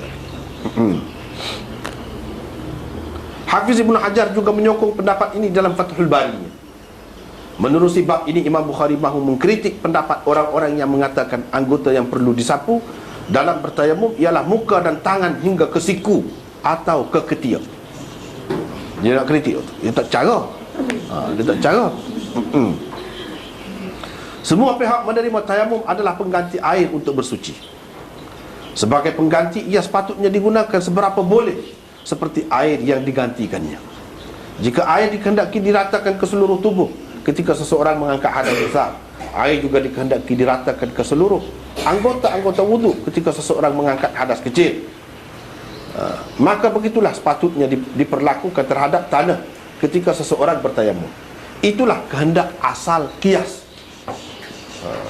Kehendak asal qiyas gitulah sepatutnya. Sepatutnya gitu. Tetapi apabila Nabi SAW telah menegur Ammar yang berguling-guling di atas tanah untuk mengangkat hadas besarnya dengan berkata, menyapu muka dan kedua tapak tangan itu sahaja sudah cukup untukmu, maka itu berarti qiyas tidak boleh dipakai untuk menentukan hukum tayamum, kerana ia menyalahi nas. Tak boleh pakai. Kalau kita nak qiyas kata dah ambil air semaya sekat siku, jadi tayamum pun sekat siku, tak boleh. Tak boleh. Imam Bukhari akan kata tak boleh. Dia pegang dengan apa? La masagha lil ijtihad fi mawridin nas. Itu mengikut kaedah fiqh. Semua terima. La masagha lil ijtihad fi mawridin nas. Tidak ada ruang untuk ijtihad yang bercanggah dengan nas. Ada. Imam Bukhari kata ini nas. Itu dia cakap ni. Kaf dia guna. Kaf ni gam dia. Adakah kaf ni sapak siku? Kaf ni tapak tangan. Cakap ni je lah. Itu nas. Kalau mengikut qiyas, dah ambil air semaya sapak siku. Ni ganti air semaya. Sapak siku jugalah. Tak boleh. Sebab apa? Ya ada nas di sini. Ada nas. Tak boleh nak ijtihad, tak boleh nak pakai qiyas di situ, tak boleh. Bagi Imam Bukhari. Lepas tu yang dia pakai juga ni. Tu ada hadis ni, dia tidak pakai gitu. Orang lain tak pakai gitu. Hadis sahih sab perkara. Lepas tu masing-masing faham hadis. Orang hebat-hebat tu berlaku. Dia kata sekat siku. Sebab dalam hadis Ammar ni sebenarnya Nabi SAW tidak nak royak hak tayamum tu, hak sebenar. Dia nak bantah perbuatan Ammar yang keterlaluan tu. Nak royaknya hak ni muka dan tangan saja. Tidak perlu seluruh tubuh. Tu je. Bukan dia nak royak hak. Masalah hak tu kita kena tengok hadis lain. Walaupun hadis tu kurang kuat super setara ni, kita kena pakai juga. Sebab hadis juga. Hak tu pun orang lain dia pergi gitu. Dan hak ni Nabi SAW royak ni nak royak. Gitu mau nak kamu. Padahal ni je. Bukan dia nak royak hak, dia nak royak muka dan tangan. Hak itu kena tengok lain. Kena tengok lain. Saya selalu buat contoh hak ni dulu sebut dah. Dengan orang sembelih. Kalau kita kata orang sembelih tu dia tak pandai sembelih kan, ayam punya tekan kuat sangat sampai putus tekak. Nah. Kita pun kata gitu mau tak perlu sampai gitu mau sembelih ni pada gini-gini je. Pada gini-gini tu lembek tangan kita buat dah. Kalau lembek setara tu tak luk sikit pun kulit pun tak. Tak terhiris. Dia kena gagah tu. Cuma tak kena apabila gagah tu sampai putus kepala tu. Tu tidak dikehendaki. Situ dia pun Nabi SAW nak kata gitu lah. Mu sampai guli-guli tu tak kena. Hak sebenar pada gini-gini je. Gini-gini tu bukan dia nak royak sebenar cara dah. Dia nak royak rekah sangat. Benda lagu ni. Supaya orang semula tadi pada gini-gini je. Gini-gini kan buat gitu sungguh tak boleh. Tak akan jadi. Dia mau tu faham gitu. Dia faham dari segi maksud hadis tu. Imam Bukhari kata dah. Boleh duk kecek lagu tu ni. Dia tak sih. Dia kata tapak tangan. Kalau tapak tangan lah. Mana ada hadis lain sesahih hak ni? Kamu kata sahih, aku tak terima sahih. Tak terima sahih pun. Kalau kata sahih, mana tinggi dengan hak ni? Ya kita siapa buat syarat tak sah nak tayamum tu. Hak ni nak kan? Kalau Imam Malik kata ginilah kata dia, dia kata hak sampai ke siku ni mustahab, boleh. Tapi untuk sah sekat ni tak apa dah. Dia buat gigul. Ambil jalan tengok. Dia ambil jalan tengok. Sebenarnya sapu sekat ni tak pada dah. Sampai sekat siku molek kalau buat gitu. Sebab ada dia melera juga hadis-hadis yang lain. Jadi ambil jalan tu. Imam Bukhari tak say semacam. Tak ada. Hak lain tu tak perlu. Tak ada mustahab. Tak ada. Hak ni je. Hak ni paling molek. Itu cara dia masing-masing tu.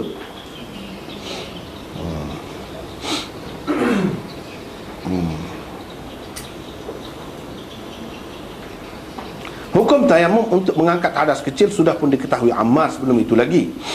Tayamum untuk mengangkat hadas kecil diketahui Ammar dan sahabat-sahabat lain melalui ayat tayamum surah An-Nisa. Juga tidak seperti wudu. Daripada segi ia tidak melibatkan semua anggota wudu. Malah ia hanya melibatkan muka dan tangan sahaja. Kalau kita kata nak qiyas dengan wudu tu basuh tangan sapak siku, maka sapu dalam tayamum ni kena sapak siku. Apa tak qiyas? Kata orang lain kan anggota wudu tu basuh kaki, sapu kepala. Gunalah kata orang tu dah nak qiyas sangat, biar serupa. Dah kalau nak serupa dengan wudu kan. Kenapa tak sapu kepala? Tak sapu kaki kata tayamum. Jawabnya kerana sudah ada dalil. Nas Nabi royak muka dan tangan, habis. Sudah. Kamu pun tak pakai qiyas. Kalau nak kira qiyas gitu sepatutnya. Bapa tak pakai qiyas sebab ada hadis. Saya pun tak saya pakai juga qiyas tadi sekat ni tu sebab hadis sebut sekat ni. Gitulah Imam Bukhari nak ayat ni.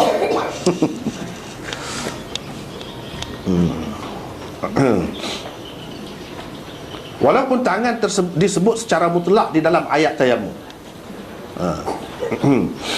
Fatayammamu sa'idan tayyiban famsa'u biwujuhikum wa aydikum. Selagi wa aydikum minhu. Dulu kan kita sudah jumpa dah. Sapulah muka dan tangan kamu. Dalam Quran sebut, tak ada sebut hak dia. Tangan ni memanglah daripada hujung jari ni sampai ke sini tangan. Hak tu yang kata, ada yang kata sampai ke tiuk tu, sampai ke bahu tu, muka tangan kan. Dalam ayat tu sebut tangan. Gak Imam Bukhari tanya. Kalau nak kira atas dasar tangan, sebut secara mutlak tangan. Dia tidak royak tangan ni sekat pergelangan tangan kau, siku kau, dia tidak royak. Apa kamu tak pakai sampai ke bahu tu apa? Dah kalau nak kira tangan digunakan secara mutlak oleh Allah SWT, boleh masuk. Apa kamu tak guna? Jadi ada kebenaran juga pada orang yang sapu sampai ke bahu, sampai ke tiuk tu sebab dia kira tangan umum. Tapi orang yang kata sekat siku tu, apa kamu tidak sampai sini? Dah tangan juga. Hak tu. Tak kena. Lepas tu dia kata kamu dari segi dalilnya dalam Quran ni mana ada? Tak ada sebut sekat pergelangan. Hak siku pun tak ada juga kata dia. Imam Bukhari akan kata hak siku, sekat siku pun tak ada juga. Tapi ada contoh dalam Quran. Kalau ambil air sembahyang sekat siku. Ada contoh juga Imam Bukhari kata dalam Quran. Kalau berkait dengan tangan ni, kerak tangan tu sekat ni kata dia, bukan sekat siku. Was-sariqu was-sariqatu faqta'u aydiyahuma. Orang curi, lelaki perempuan kena kerak tangan. Itu pun dia sebut secara mutlak juga. Dia tidak royak sekat mana? Sekat mana? Kan begitu dalam Quran sebut secara mutlak. Macam mana kamu tahu tangan itu sekat pergelangan tangan? Kita pakai hak tu kata dia, sekat pergelangan tangan. Orang mana kata itu masalah jenayah, itu bab kerak tangan, bukan bab mengangkat hadas. Ni ada kesesuaian ni, wuduk ni mengangkat hadas, hak ni mengangkat hadas juga. Nak sabar sesuai dekat siku. Cara dia. Imam Bukhari kata tak boleh. Memang betul begitu asal. Tapi kalau masalah bila sudah dia ingin, sudah dia kurang daripada anggota wuduk, daripada 4 kepada 2, sepatutnya hak ni pun kurang juga daripada siku ke sini. Kurang juga lah sini sampai ke sini. Faqta'u aydiyahum, kerak tangan sekat ni. Orang Syiah kata dia kerak tangan ni bukan sini jari. Sini pula. Sebab apa? Sebab dalam Quran dia sebut ahli kitab ni tulis kitab mereka, dia ubah dengan tangan mereka. Tangan. Yaktubu nabi aidihim. Tulis dengan tangan mana? Boleh kau tulis dengan tapak tangan ni? Tak boleh. Kalau orang tak ada jari, tulis ni dengan jari. Sebab tu sekat ni. Dalam bab jenayah ni kita kena ambil kaedah hak paling ringan. Kalau disebut tangan, paling kurang tangan ni mana? Sekat ni kata dia. Tapi kita orang ahli sunnah tak terima tu. Sebab apa? Nabi pernah kerak tangan ke tidak orang? Pernah. Sahabat-sahabat pernah kerak tangan ke tidak? Pernah. Dia kerak sekat mana? Situ kita kena pergi. Tak boleh guna akal kita. Dia kerak sekat ni, pergelangan. bukan gerak jari. Tak ada lagu tu. Walaupun dalam ayat Quran tu sebut tulis dengan tangan. Tangan tu apa dia? Maksudnya jarilah. Dah sabahnya orang pegang pen tu. Tapi tak ada. Kita kena tengok hadis. Sekarang ni tengok hadis ni sekat tapak tangan. Ambil tayam. Apa nak pergi kelain lagi nya? Ni ada tegal. Ada tegal lagu tu. Tak apalah. Masing-masing pendapat lah. Masing-masing. Ni kata gini, ni kata gini. Dia balas kira-kira. Balas kira-kira. Balas kira-kira saja. Imam Bukhari kata hak paling ringan lah, ambilnya. Hak paling ringan tu sekat ni lah. Sebab kalau hukum kerak tangan pun sekat ni. Jadi kita akan pakai sekat tu hak paling kurang tangan. Berkait dengan hukum ni, hak ada gap dia. Sekat pergelangan. Pergelangan tangan. Apa lagi ada hadis ni? Lepas tu kalau siapa ke siku, dia jadi banyak tu. Sedangkan sudah kurang berapa dah anggota wuduknya kurang. Situ tak kurang, sebab sekala juga.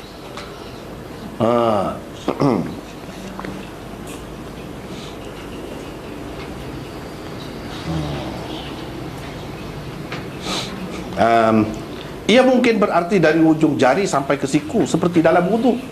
Tetapi hadis Ammar menjelaskan maksudnya di sini, yaitu sampai ke pergelangan tangan sahaja. Dengan itu sekali lagi ia membatalkan qiyas dalam bertayamum. Kalau nak kira qiyas tak sampai ke siku lah. Dah buka wuduk tu sampai ke siku. Ada. Pasal apa? Ni hadis. Bila hadis tak boleh nak pakai qiyas. Hafiz Ibn Hajar berkata, Bukhari membawa bab ini dengan sirah jazam. Lafaz, apa makna sirah jazam tu? Lafaz yang meyakinkan atau lafaz yang merupakan kata putus. Dia tidak kata dikatakan, kata orang. Ada tak? Bukan dia panggil tajuk dia. Tajuk dia kalau lagu ni dia nak ayat apa yang dia yakin, pegangan kemah dia. Tak boleh pergi. Bagi dia lagu. Ini cara dia, kaedah dia. Kerana kekuatan dalilnya, padahal khilaf tentangnya masyhur di kalangan ulama. Memang tahu ada kata sekat ni memang. Dia tahu, tapi dia sebut tengok dalam tajuk. Tayamum untuk muka dan ketua tapak tangan saja. Dengan yakin. Menunjukkan bagi dia hak ni lah paling kuat dalilnya. Sehingga hak lain-lain tu tak perlu dihiraukan. Itu cara dia. Sebabnya ialah hadis-hadis yang menggambarkan tentang cara-cara bertayamum tidak ada yang sahih. Ni kata Hafiz Ibn Hajar ni. Tidak ada yang sahih selain hadis Abu Juhaim dan hadis Ammar. Sebab tu kita kata bagi mereka, bagi orang yang kata sahih ada hak lain. Tapi Hafiz Ibn Hajar kata tak ada hak lain. Hak sahih dua ni. Abu Juhaim kita sudah jumpa dah ni. Hadis Ammar. Hadis-hadis selain hadis mereka berdua sama ada dhaif atau diperselisihkan tentang marfu' dan mauqufnya. Antara dua tu. Yang rajihnya ialah ia tidak marfu', kata Hafiz Ibn Hajar. Hak kata siku ni tidak marfu', mana tidak sapak pada Nabi. Itu hanya perbuatan segelintir sahabat. Ada lah sahabat buat lagu tu. Ya, dia terima. Tapi mana kuat Nabi dengan sahabat. Dia pergi ke situ. Mana kuat? Hak kuat ni. Sebab hadis ni kalau mauquf berhenti sekat sahabat, dia berbeza kedudukan dia tu dengan marfu'. Kalau marfu' ni dikaitkan dengan Nabi. Nabi kata, Nabi buat. Kalau berdasarkan hak Nabi kata, Nabi buat, tak ada. Kalau ada pun dhaif. Gitu.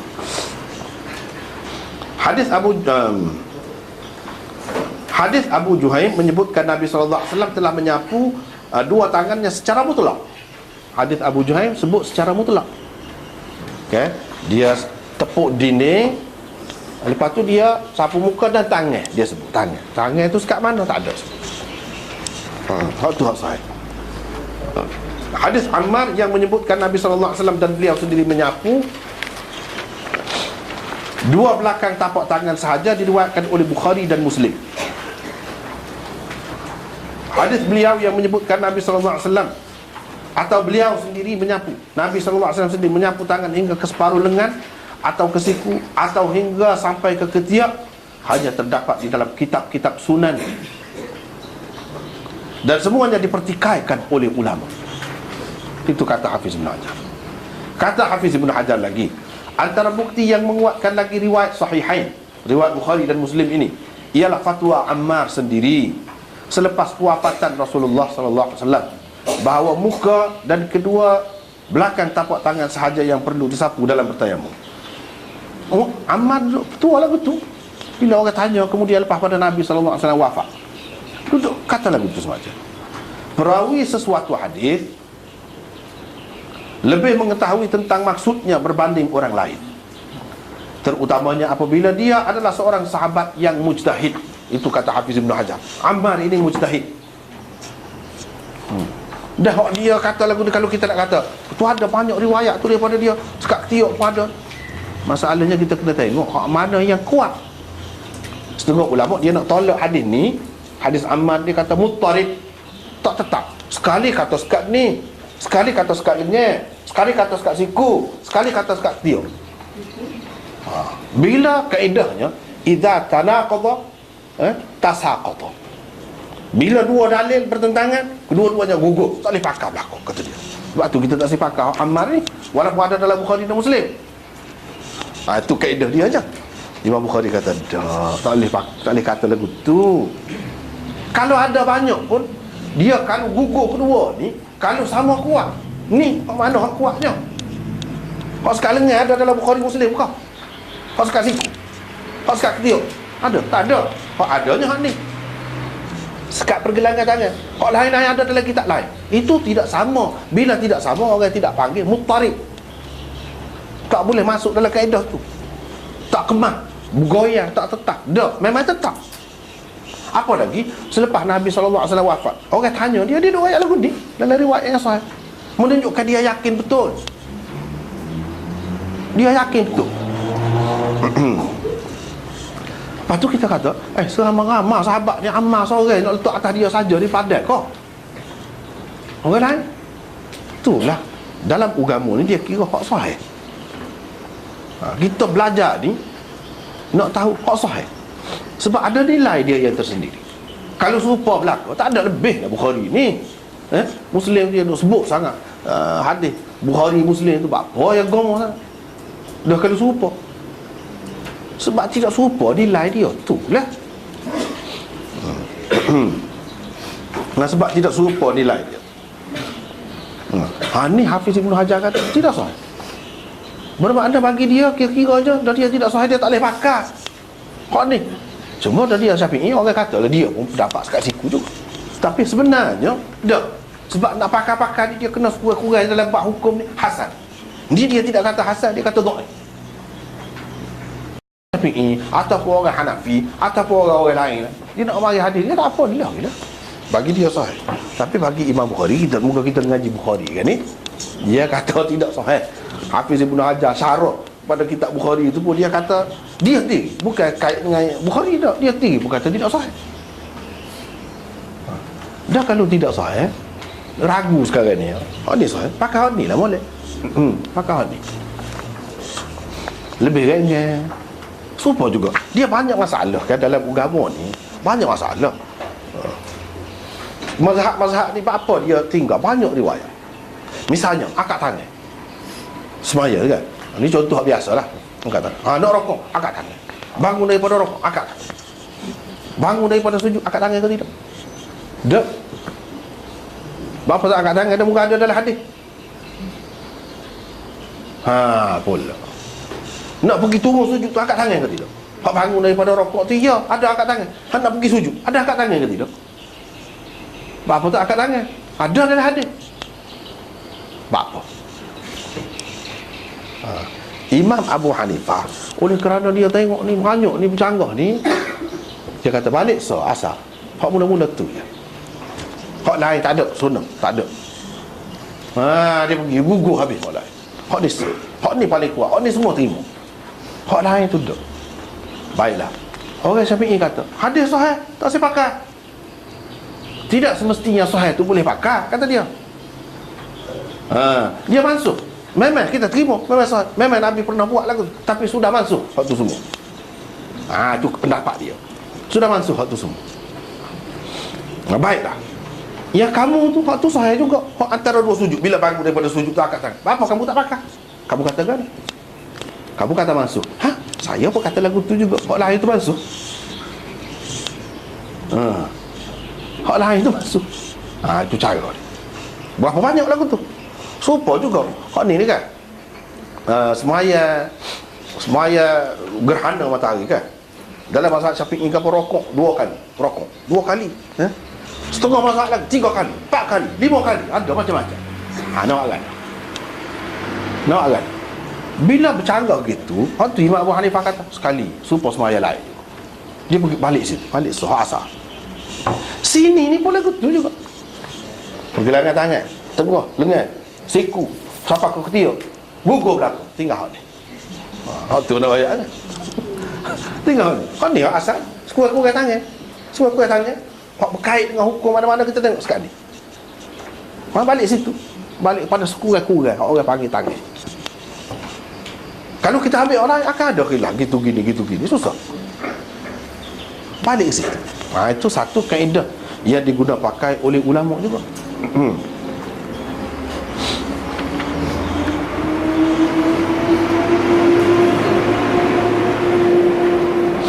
Pendeknya habis ring lah berlakon. Bayangkan, daripada benda sekecil-kecil lagu ni yang kita kata kecil pun, tidak kecil juga. Dah kalau hak ni tepuk sekali, padahal dah hak ni kata tepuk sekali tak boleh. Tak sah. Besar juga tu. Ialah kalau bagi Imam Malik, hak ni hak wajib. Hak ni sunat, sekat siku. Tu bolehlah kita kata kecil. Bolehlah kita kata kecil. Tapi kepada orang hak kata memang tak boleh, kena sekat siku. Kalau sekat lengan tak boleh. Tak sah. Besar tu jadi. Kita ni dalam agama kita ni kelebihannya bukan dalam bab ni saja, semua bab. Halus lagu ni lah perhatian ulama, bukan seorang, ramai. Tu kelebihan agama Islam ni. Barulah kita nampak nasabah lah Tuhan buat agama Islam ni agama terakhir. Menasabah lah, dia kata agama ni menghapuskan semua agama yang lain. Hak lain tu kalau betul pun sudah mansuh dah. Nasab. Sebab apa? Kemah sungguh. Kita boleh tahu belakang daripada sebesar-besarnya sampai sekecil-kecilnya. Ulama ni habis tenaga dia bukan hak perkara besar. Hak kecil-kecil ni pun nak menentukan hak sunat, hak lebih afdal saja tu bukan main. Tu bukan kerja hak lagu ni kan. Kita perhati, kalau kerja dunia tak ada begitu orang buat. Tak ada orang gaji, tak ada orang upah, tak boleh ke apa satu, tak ada. Buat macam. Ini buktilah kita kata agama ni agama yang benar daripada Allah Subhanahu Wa Taala. Kalau tidak, hati manusia tidak akan jadi gitu. Bukan senang. Kita nak suruh orang ikut kita seorang je pendapat kita. Bukan senang. Ni boleh duduk seramai tu dalam masjid, maya tu duduk sekali. Kuasa apa tu? Belum tengok lagi hak sudut-sudut lain lagi. Itu beza. Apabila kata agama, terutamanya agama yang benar, hak akhir ni memang sifat dia banyak benar, ciri-ciri kekal dia tu, ciri-ciri istimewa, kemah dia tu. Dengan adanya penglibatan ulama-ulama ni, kita yakin dengan cara dia tu habis tenaga. Tak ada benda lain sampai gitu mau, tak ada.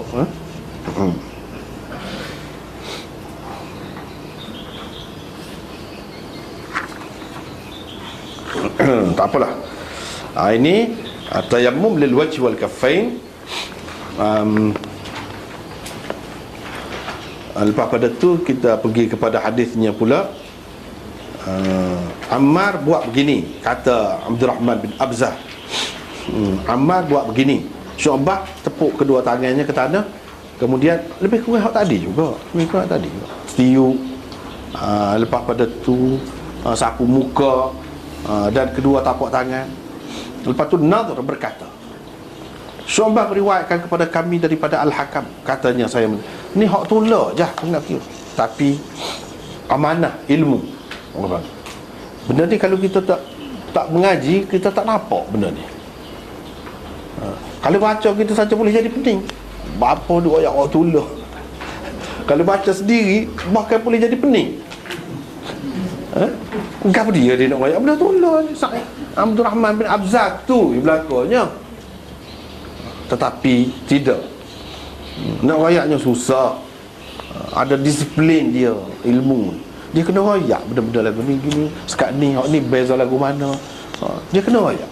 Benda-benda tu kalau hak tidak ngaji, dia tak nampak. Apa yang melera sangat, jaga sangat tu. Macam hak ni. Kita tengok ada nota tu. Nadhar berkata. Nadhar berkata. Wa qala an-nadhr. Siapa kata? Wa qala an-nadhr. Kata Kirmani. Ni syarah Bukhari antara hak awam. Kirmani. Orang yang mengemukakan kata-kata Nadhr bin Shumail di sini ialah Bukhari. Kata Nadhr berkata. Siapa hak kata Nadhr berkata? Imam Bukhari. Sebenarnya ini adalah riwayat mu'allaqah. Supaya dalam tajuk biasa Imam Bukhari, dia kata orang ni kata, Hasan Basri kata, Atta kata. Dia tak ada dengan orang tu. Mesti kena ada sanad. Mesti kena ada sanad kira-kiranya. Dia tak ada. Sebab apa kita kata riwayat mu'allaqah? Nadhr bin Shumail mati di Iraq pada tahun 203 Hijrah. 203 Hijrah. Bukhari pada ketika itu berumur 7 tahun dan masih berada di Bukhara. Dia lama sebab pada tu baru pergi sana. Dia tak ada ni. Lepas tu dia kata Nadhar berkata. Ini orang panggil riwayat mu'allaqah. Riwayat mu'allaqah ni riwayat yang sanadnya tidak lengkap. Daripada bawah, daripada pengarang tu sampai kepada orang hak dikatakan berkata tu putus situ, putus. Bukan dia ambil secara langsung. Bahkan daripada orang lain dia ambil. Tapi siapa dia? Dia ambil daripada siapa? Duk mana sanad yang lengkap tu? Kan Bukhari ni kan nak kira dia tak boleh benda-benda lagu tu. Kalau putus jadi dhaif. Kalau Bukhari tak ada dengan dia, dengan Nadhar, dia tak dengar sendiri. Pasal orang lain siapa dia? Siapa? Jadi dhaif lah kalau tak tahu. Tak tahu jadi dhaif. Kalau ada perawi yang lemah, dhaif juga. Apa Imam Bukhari buat gini? Dia nak susuk pucuk. Dia takut kau kalau dia royak orang tu jadi orang pun nak tak kuat. Tidak. Tidak semestinya kalau Imam Bukhari buat, kalau orang lain boleh jadi. Kalau perawi-perawi hadisnya tak kuat mana, biasa dia buat lagu ni. Susuk pucuk, orang panggil tadlis. Susuk pucuk. Dia tak sirayak tok guru dia. Kalau dia rayak tok guru dia, orang tahu lah, tak pakar dia. Gitu dia. Dia susuk pucuk. Bagaimanapun taklid ini telah diwasalkan oleh Muslim. Tu hendaknya kita kena tahu.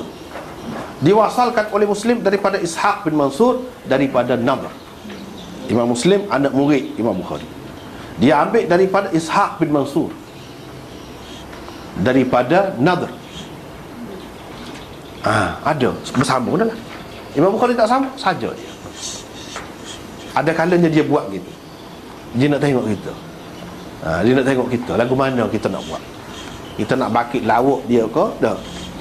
Ataupun kita nak kata tak kemah ke lagu mana. Dah. Hakikatnya hak ni bersambung. Wasal tu makna sanadnya bersambung, tidak putus.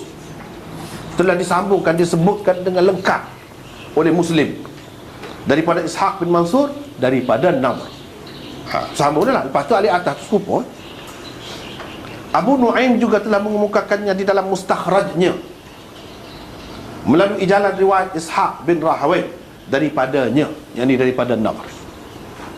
Abu Nu'aim dia tulis mustakhraj. Mustakhraj ini nama jenis kitab lah, kitab hadis. Dia ada mustadrak, ada musnad, ada jami', ada sunan, ada masyikhah, macam-macam ada. Ini jenis-jenis kitab hadis. Kalau mustadrak, perawinya mustadrak ni dia asas kitab lain, satu kitab lain. Misalnya mustadrak ala sahihain, Hakim buat. Dia cuba cari hadis lain yang Imam Bukhari dan Muslim tak mari dalam kitab dia. tetapi perawi-perawi hak Bukhari Muslim tu ada meriwayatkannya. Itu orang panggil kitab mustadrak lagu tu. Mustakhraj ni lagu mana? Mustakhraj ni lawan. Hadis tu ada, dia berdasarkan kitab lain juga. Hadis kitab lain. Kitab lain tu jadi asas dia. Tetapi sanad dia lain. Hadis sama dalam kitab lain, tapi selain daripada sanad dalam kitab asal tu, dia mari sanad lain. Berapa banyak? Itu mustakhraj orang panggil. Itu sejenis kitab lah. Mustakhraj ni tengoklah dia buat atas gapo. Atas Sahih Muslim ke, bermakna hadis Sahih Muslim tu ada berlaku, tapi sanad lain berlaku. Apa tujuan? Tujuannya nak ceritanya hadis ni bukan dalam Muslim tu saja sanad dia. Banyak jalur sanad, riwayat tu, saluran dia. Kau banyak orang ramai kita benda sak tula, kau meyakinkan kita bahawa betul lagu tu. Itu kaedah dia, itu faedah dia. Satu kerja pula dia buat hak tu. Abu Nu'aim ni dia buat ni. Dia kata dia sebut sanad lengkap. Bermakna hak dalam Bukhari ni walaupun tidak cukup, tak lengkap, sengaja dia buat lagu tu. Hakikat dia sebenarnya bersambung sanadnya. Dan perawi-perawinya itu adalah orang yang boleh dipercayai. Tu je, nak tu. Tapi kalau tidak, kalau kita tak sebut ni, boleh jadi orang kata ni tak kemah ni. Sebab apa Imam Bukhari tak ada dengan dia? Hakikatnya dah. Kalau anak murid dia Imam Muslim ada meriwayatkan. Lepas tu Mustakhraj Abu Nu'aim tu pun ada juga sebut daripada sanad yang lain, jelaslah bahawa hadis ini bersambung. Dari segi isi dia tu boleh diyakini. Tu je pandangnya. Tapi dia kena bahas sanad. Kerana di dalam isnad sebelumnya Hakam salah lagi. Tujuan Bukhari mengemukakan isnad ini, dia kemukakan sanad ni, isnad ni, ialah untuk menyabitkan sama Hakam daripada Dzar. Kerana di dalam isnad sebelumnya Hakam hanya meriwayatkan daripada Dzar secara an-anah sahaja. Justru daripada penjelasan Al-Hakam selepas itu dapat diketahui bahawa beliau juga telah mendengar hadis ini secara langsung daripada anak lelaki Abdurrahman bin Abza, iaitu Sa'id, tanpa perantaraan Dzar. Ni dari segi sanad ni, ilmu sanad ni orang panggil ni. Kalau kita tengok kan,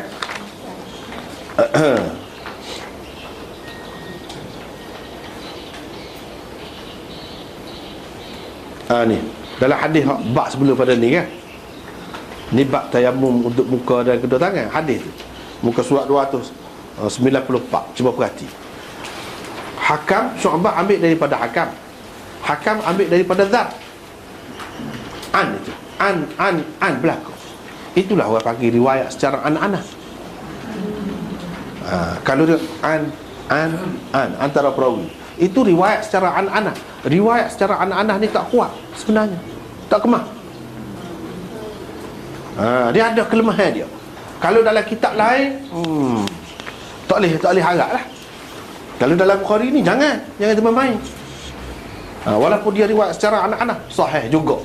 Walau bagaimanapun, untuk memenuhi syarat asal tu, iaitu dia kena berjelas bahawa Hakam ini ada dengar daripada Dzar. Dia tak boleh kata an gitu saja. Cuba kita perhati dalam riwayat ni. Syu'bah ambil daripada Hakam, ni muka surat 296. An Dzarrin, daripada Dzar juga. An juga. Lepas tu waqala an-Nadhr akhbarana Syu'bah 'anil Hakam qala. Tu faedah dia bagi riwayat Nadhr ni. Hakam kata sami'tu Dzarran, saya telah mendengar Dzar berkata. Dia bukan riwayat dengan an Dzar, tapi dia kata sami'tu.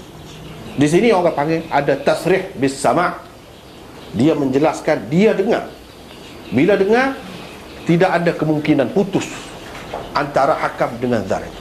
Tapi kalau riwayat secara an-anah, kalau dia tidak riwayat ni, Hakam ni tidak ambil daripada Dzar secara langsung pun, tidak berdusta. Betul, kalau riwayat secara an-anah ada kemungkinan putus di situ. Ada orang lain dia tengok. Tetapi kalau dia sebut sami' tu, sudah tentu dia dengar sendiri Dzar itu. Bermakna kuatlah. Hak kekeliruan tadi yang mungkin menyebabkan jadi orang anggap lemah, ataupun hadis ini sanadnya terputus, jadi tak ada, tak timbul. Sebab apa? Hak ni di sini dia sebut. Anil Hakam qala sami'tu Dzarran yaqul. Sami'tu. Itu tujuan Imam Bukhari buat mari hak ni agama. Kalau kita tengok isi serupa je, lebih kurang matan hadis tu. Kita kena tengok sebab apa? Sebab kitab ni, kitab Bukhari ni, ya kita baca ni dan kita tulis ni berdasarkan Bukhari yang lengkap. Banyak juga kedai tu Bukhari dia ambil hadis Bukhari saja. Sanad-sanad ni tak ada. Dia buat belaka. Sebab apa? Untuk orang ramai ni sanad apa ni pala je. Ya. Macam saat ni. Wah, apa faedah? Ambil hadis saja. Itulah kadang-kadang kalau hadis saja tu tak ada. Tempat tu sanad saja dia orang. Hadis tak ada. Bermakna kena buat belaka. Sedangkan dia ada maksud tu. Ada maksud tu. Dia tak mari matan, dia mari sanad saja. Ada maksud. Kalau kita nak kira matan dia isi hadis saja, tak cara sanad, buat habis, tak tahulah apa maksud dia. Sebab itulah mana kita nak satu-satu kitab ni biar betul-betul hak tulis, hak lengkap, baru betul. Kalau kita ambil hak hadis Bukhari saja, itu orang panggil tajrid. Tu tajrid. Nama kitab hadis ni kita kena tahulah, dah belajar hadis. Tajrid ni ambil isi dia saja. Tajrid Sahih Bukhari, matan dia saja, sanad tak ada. Tu orang panggil tajrid. Bukan nama kitab dah, nama jenis kitab. Tak kira lah tajrid Sahih Muslim, tajrid Nasai. Maksudnya hadis dalam Nasai itu hadis dia saja, sanad dia tak masuk. Kitab yang mengumpulkan hadis saja tu orang panggil tajrid. Tu kena tahu. Banyak hak tu orang ngaji agama tu. Kalau tidak 4-5 bulan padan kena selesai lah. Ni apa yang agama masa ni. Kitab tu pas biasa tengok kau kitab tu mustakhraj kau mustadrak kau gapo kau biasa tengok kau masyikhah kau kalau tak biasa tengok lagu mana. Orang yang mengaji hadis tu mesti tengok belakang, tengok kena baca, kena tahu ni lagu mana hak ni dalam kitab gapo, baru kita tahu kitab ni tarah mana. Dia ada tabaqah pula kitab ni, bukan serupa kitab hadis pun. Dia ada tabaqah 1, tabaqah 2, tabaqah 3, tabaqah 4, tabaqah 5 ni banyak benda hak tak pakar. Tabaqah 5 orang ambil daripada kitab tu. Sedangkan kitab tu dia kumpulkan hadis hak tak pakar, kita pergi pakar tu. Dia sengaja dia nak ambil hadis yang memang tak boleh pakar. Kita tak pakar tu. Entah kalau kita hadis. Tak boleh. Dia ada pula kelas-kelas dia tu pula.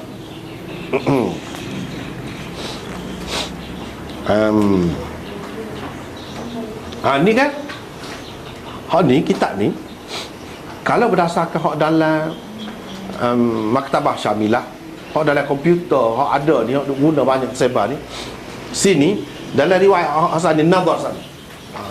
Lepas tu dia kata qala al-Hakam wa qad sami'tuhu min ibni Abdurrahman an abihi qala Ammar as-sa'id at-tayyib wudu'ul muslim yakfihi min al-ma'. Tu hadis atas tu muka surat 296. Berdasarkan hak dalam kitab Syamilah, banyak-banyak kita ada tak ada ni hadis, tak ada. Dia berhenti sekat mana? An abihi qala Ammar, sekat tu tak ada. Baik, kita tengok muka surat 297. Di dalam sesetengah nuskha Bukhari tidak terdapat apa yang diucapkan, yakni maqul qaul, orang panggil Ammar, kata Ammar, gapo dia? Ammar kata gapo dia? Adakah dia tidak sebut tu kerana serupa dengan hak sebelum pada ni? Serupa dengan sebelum pada ni, iaitu ni apa sebelum pada ni? Tepuk tangan, apa ni, siu, lepas tu sapu muka dan sapu tangan. Hak tu kah hak Ammar kata? Ia tak sebut tu? Kau hak lain? Ni lain ni. Sebab tu penting kena sebut. Baiklah. Ia terhenti setakat qala Ammar sahaja. Lepas tu kita ambil mana yang ada pula. Ambil dalam nuskha Sahih Bukhari cetakan Pakistan, cetakan India ada lagu ni. Dia tulis tepi tu. Dalam nuskha yang lain, hak tu kitab tu main-main lah. Dalam dunia ni tak ada lagu tu. Hak besar. Dia habis tulis. Hak beza-beza nuskah ni tepi dia tulis. Dalam nuskah ni, nuskah karimah ni. Nuskah mustamli gini. Dalam ni tak ada ni. Kita kena ingat. Jangan kita tengok sekitab saja Bukhari, hak tu segala-gala. Tak. Sebab sini keliru ni. Kalau tak mari hak ni boleh jadi orang ingat skalanya. Kalau tak mari ni kira hak ni super hak sebelum pada tu lah. Tapi tidak gitu. Sama ada kosong. Kalau kosong, gapo dia kata? Gapo dia kata? Tak kailah kata. Tak ada benda yang dikata. Hak benda yang dia katanya ni, iaitu muka bumi yang suci adalah air sembahyang. Air sembahyang, bahan penyuci orang Islam. Ia memadai untuknya sebagai pengganti air. Hak ni, waktu ada. Situ ada. Kitab tu memang molek sungguh. Dia sebut belakang, lengkap. Kemah pula tu, tulis tangan. Cetak tulis tangan hak dulu. Atas hak tulis tangan. Usaha orang dia. Usaha sungguh. Beza nuskah gini semua sebut belakang lengkap. Comel pula tu tulisan tu. Tu orang kita buat kerja. Dalam kitab tu ada. Dan pakai hak tu lebih kemah daripada pakai hak banyak-banyak tersebar. Maknanya kena tengok banyak perkara jugalah. Nak buat setara ni pun kena pena putih mata juga kata. Pena putih mata jugalah. Pernah. Sebab apa? Kena tengok belakang, kena tengok sini, tengok sini, baru kita boleh buat kesimpulan. Nak kalah lah. Kalau nak buat terjemah saja mudah. Mudah. Tapi kalau nak tengok, ambil kira maksud dia ke apa, Allah, ayah. Barulah kita tahu benda ni amanah ni, amanah. Tak ada dalam nuskah. Tapi dalam nuskah yang lain ada. Tapi tak ada tulis sini nuskah mana, tak ada tulis. Hak mana ngaji tu dia tahu. Tidak semestinya seseorang penulis tu dia royak belakang. Nak tahu lagi dia ada lah majlis ilmu dia ke, begitulah. Sebab nak royak habis jadi banyak perkara, banyak lagi ni hak tak royak ni. Kan nak kira. Tapi kira hak ni perlu dah padan dah hak ni. Kalau dalam kitab besar-besar tu dia royak belakang lah, dia perawi setiap perawi ni. Ni Hajjat tu siapa, Syu'bah tu siapa, royak belakang tarikh lahir, tarikh mati, tok guru dia siapa, anak murid dia siapa. Apa perlu tu. Nanti orang kata, orang ni kata, Syu'bah kata. Kita tengok dalam senarai tak ada nama anak murid dia lagu. Boleh tahu. Itu penting. Susah. Satu bab pula tu. Tapi kita tak buat tu. Kalau buat tu panjang dah.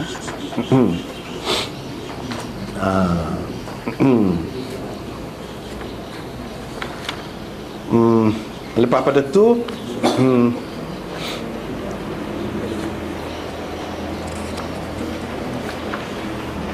nampak kaya kena berhenti sekat ni lah. Kita sambung lah minggu depan tak habis bab. Sebab kan nak habis ni banyak juga. Kita sambung minggu depan insya-Allah. Sebab just setakat tu lah dulu untuk hari ni. Wallahu a'lam. Akhiru da'wana alhamdulillah rabbil alamin. Kembali salam Muslimat. Mana tak sejuk? Mana? Pas sejuk. Ya. Ini 3 wasilah. Mana? Puluh. Tak apa. Kena kuat sikit mula. Kena kuat. Ya. Assalamualaikum. Kalau daripada hari ini kita faham tadi, kalau kita semayang tak perlu digantikan kita tayamum, tapi adakah perlu kita angkat semula hadas besar sehingga boleh kita bertayamum dan bila jumpa air? Bila jumpa air? Bila jumpa air perlu tak kita angkat semula hadas besar ataupun sekiranya dijumpa ataupun air? Tak perlu. Tak perlu dah? Tak perlu. Padahal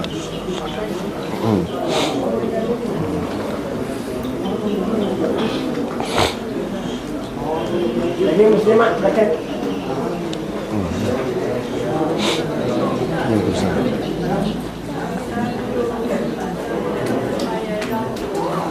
Mana? Tak dengar? Minta tenang. Mana? Jamak di rumah. Tak boleh. Kena jamak di rumah. Di rumah. Tak boleh, kena tubik dulu. Tubik. Tak apa, sikit tubik tak apa dah. Macam mana? Ada yang mengatakan kena keluar daripada kawasan. Ada yang mengatakan tak, keluar daripada rumah saja. Masjid lipuk lah.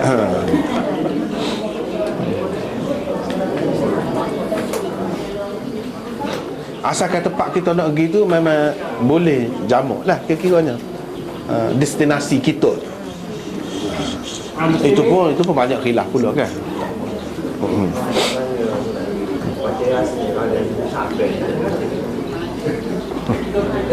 Sabar pula dalam ni dah. Dah rejak ha. Sabar. Ada.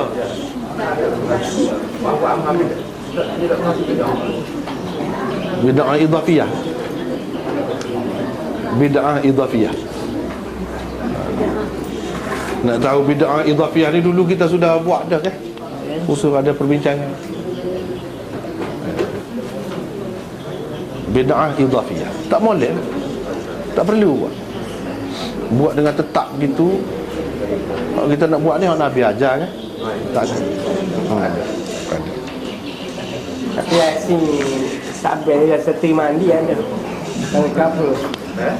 Ti mandi. Jadi Muslim bagai ni. Muslimat nak kita ustaz ulas ahli ulama Indonesia ubah arah kiblat dia. Ubah kiblat ke mana? Malah kan ada sikit dalam television ahli ulama Indonesia dia ubah arah kiblat. Tak tengok. Sebab tak tahu. Macam mana ubah lagu mana? Dia macam dia kesok sikit lah. Dah kalau Selama ni dia kata dia buat arah kiblat tu ada ketua Somalia. Lepas tu dia fikir bapak dia ahli falak dia tu jadi dia betul. tak apa. Silap. Lari sikit pun tak apa. Tak apa. Jangan lari banyak lah. Semuanya kalau dari segi ahli saintis dia kata sebab pelakunya gembong ini kan dari Kepulauan Indonesia memang betul. Tak, lagi molek. Kalau kita boleh pastikan lebih tepat, lagi molek. Kita kena usahalah. Tak apa. Lagi molek. Ada kan ahli-ahli falak kita pun ada juga kan. Ketika tu dia kata hari sekian-sekian tu nak betul. Molek. Molek.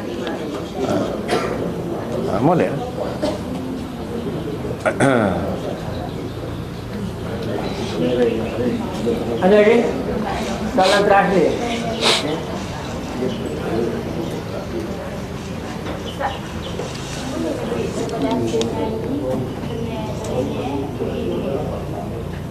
Dia asyik nyanyi gitu.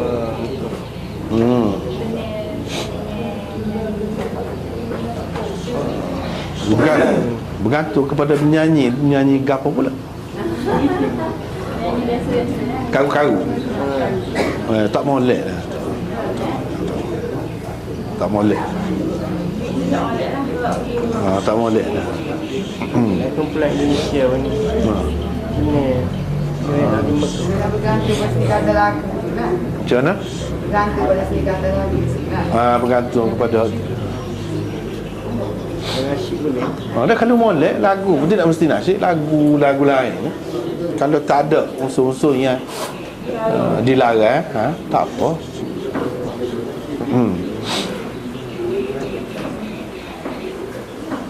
Hari itu majlis ucapkan terima kasih kepada Al-Fadhil Ustaz dan bersama-sama kita diskusi pada hari ini dengan